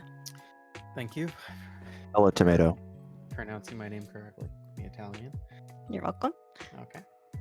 Mellow Tomato, how are we doing, buddy? How are you? Hey, can I ask? You were the one one of your big pet projects for Sneakbike going forward was to make the advanced racers, and then you did mercy yourself twice. How are you feeling, my good man? I feel great. I think that we did an excellent job here. I wanted races where, Kia and I would lose horrendously, and I can't speak for Kia, but I definitely did. But I thought these games were absolutely perfect for advanced race stuff because like they were definitely learners and not just like, oh, let's jump into the troll island or whatever. But yeah, let's talk TT of SMcF, right? Yes, please. So that game's really cool, really fun. I started grinding up levels, and then I at one point died and was like, huh, weird. It's crazy that they cut you down a level and take all your money. And then I realized, oh wait, no, I had pressed the wrong button and it never actually saved. So whereas I was up to the end boss and died on the end boss, it then put me back to before the spider. And at that point I was like, all right, wait a minute. Even if the worst possible thing happened to the other racers, like I'm still going to be significantly behind, and like just leveling up would be a nightmare. And so I just sort of like was like, all right, let me bumble around for a little bit. That game is really fun, though two things kind of crap on it, or kind of make it crappy, I guess. Well, maybe they crap on it, who knows. Crap on. It's really slow to level up. Like even those big knights only give 4. So you could go in and out of the I didn't think of doing this until like right after when I was thinking about the leveling up system. You could go in and out and kill those garlic guys, just 4 of them, and it would be so much faster than killing those knights. So it's kind of a weird distribution in that respect. And second, it really is the luck of the draw. If you get really good cards, like invincibility or invisibility, whichever one it is, if you get 2 of those, you're set for life. If you get a tomato card, I think I saw somebody use that when I mercied myself, and like refills your health. Because if nothing else, that game is a health management game. And, no, but it's super fun. I definitely would play it again. I might play it on stream. I think it's really fun. And talk to me about, I want to ask one very important question before, and I forgot to ask this of Kia, my dear sweet boy, but we can ask Kia now, you know what I mean? No, his time is over. His time in the sun is gone. All right, don't answer, Kia. If you see it, don't answer. What was your reaction to the final boss of Stage 4, who we deemed Squidward Tentacles, who made my job as a commentator probably the hardest it's ever been on Sneakbike? Oh, Krang? Krang! Yeah, like, that guy's a weird, like, ooze and blob, right? Like, it's... with his large appendage that wiggles around you. It took me a while to figure that out. Yeah, okay, so let's talk Alien Ant Farm, right? Yeah, or what the game was called. The movie's is way better than Smooth Criminal. Yes. It's true, it's the superior version. So, yeah, that game was super fun. Like, in the first, 10 minutes, 15 minutes, I think hopefully everybody, maybe it was just me, thought that this game was going to be impossible. There was no way to do it. And then hopefully, I'm not sure, people found out that if you're at full health and do the dash, it does this crazy move that like takes a ton of health out. And like I was like, where is that coming from? Seriously? And it does not tell you that anywhere, I don't think. But like if you do it, it hurts you. But if you do it, it like does a fire streak. Did anybody else do this?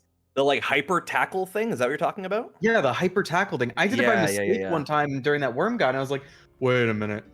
I didn't know how it was happening, but I did see that it was happening. It took me so long to figure that out, and I died so many times in the beginning trying to do it. I was really bad with the weapon switching like everybody else. I liked the homing stuff, but it seemed to burn out too quick. So I stuck with the pew pew pews and the laser.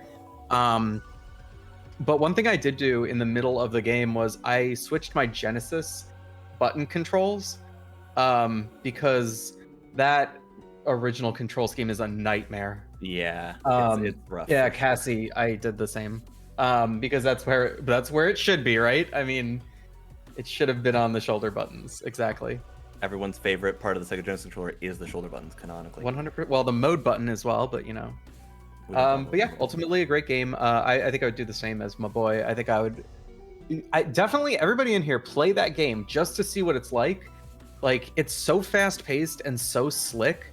Like you'll either really love it, you'll hate it for like the first 15 minutes, and then you'll love it after that. It's such a simplistic idea, but it's such a great game.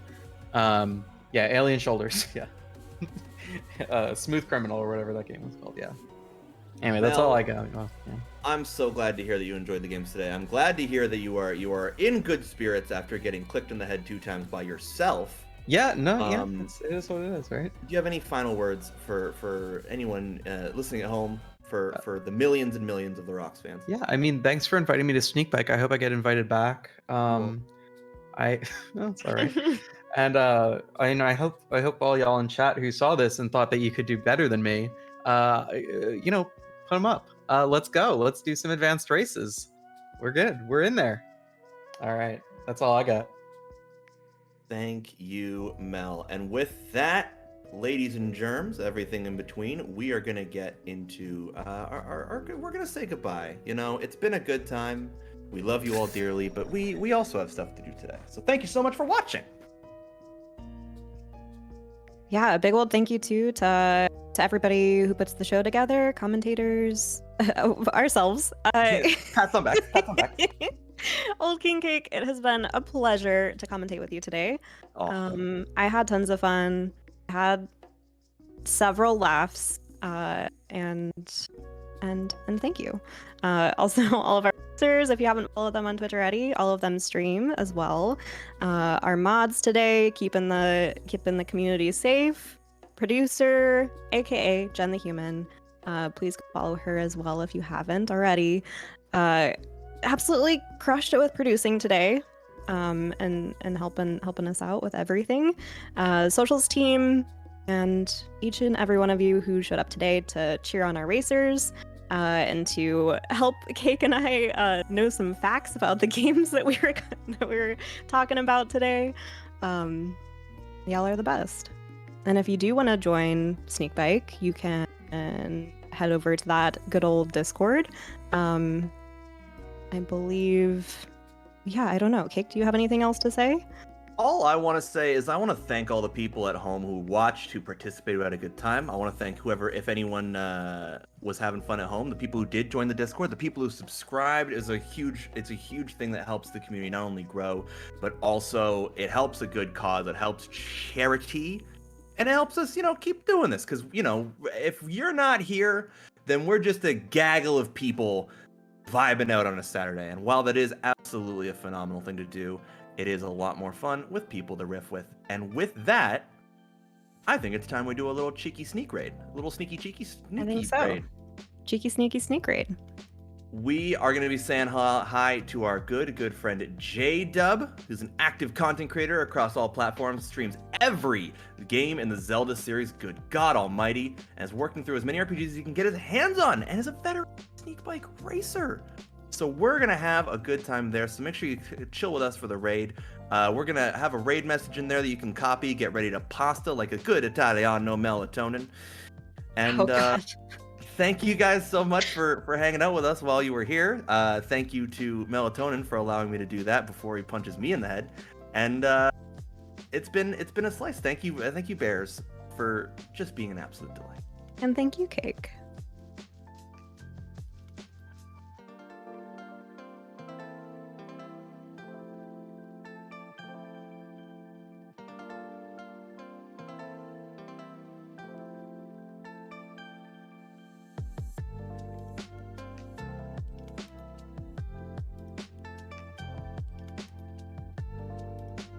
Oh yeah, if you want to copy and paste one of those raid calls, you can, and paste it in JDub's chat. Okay.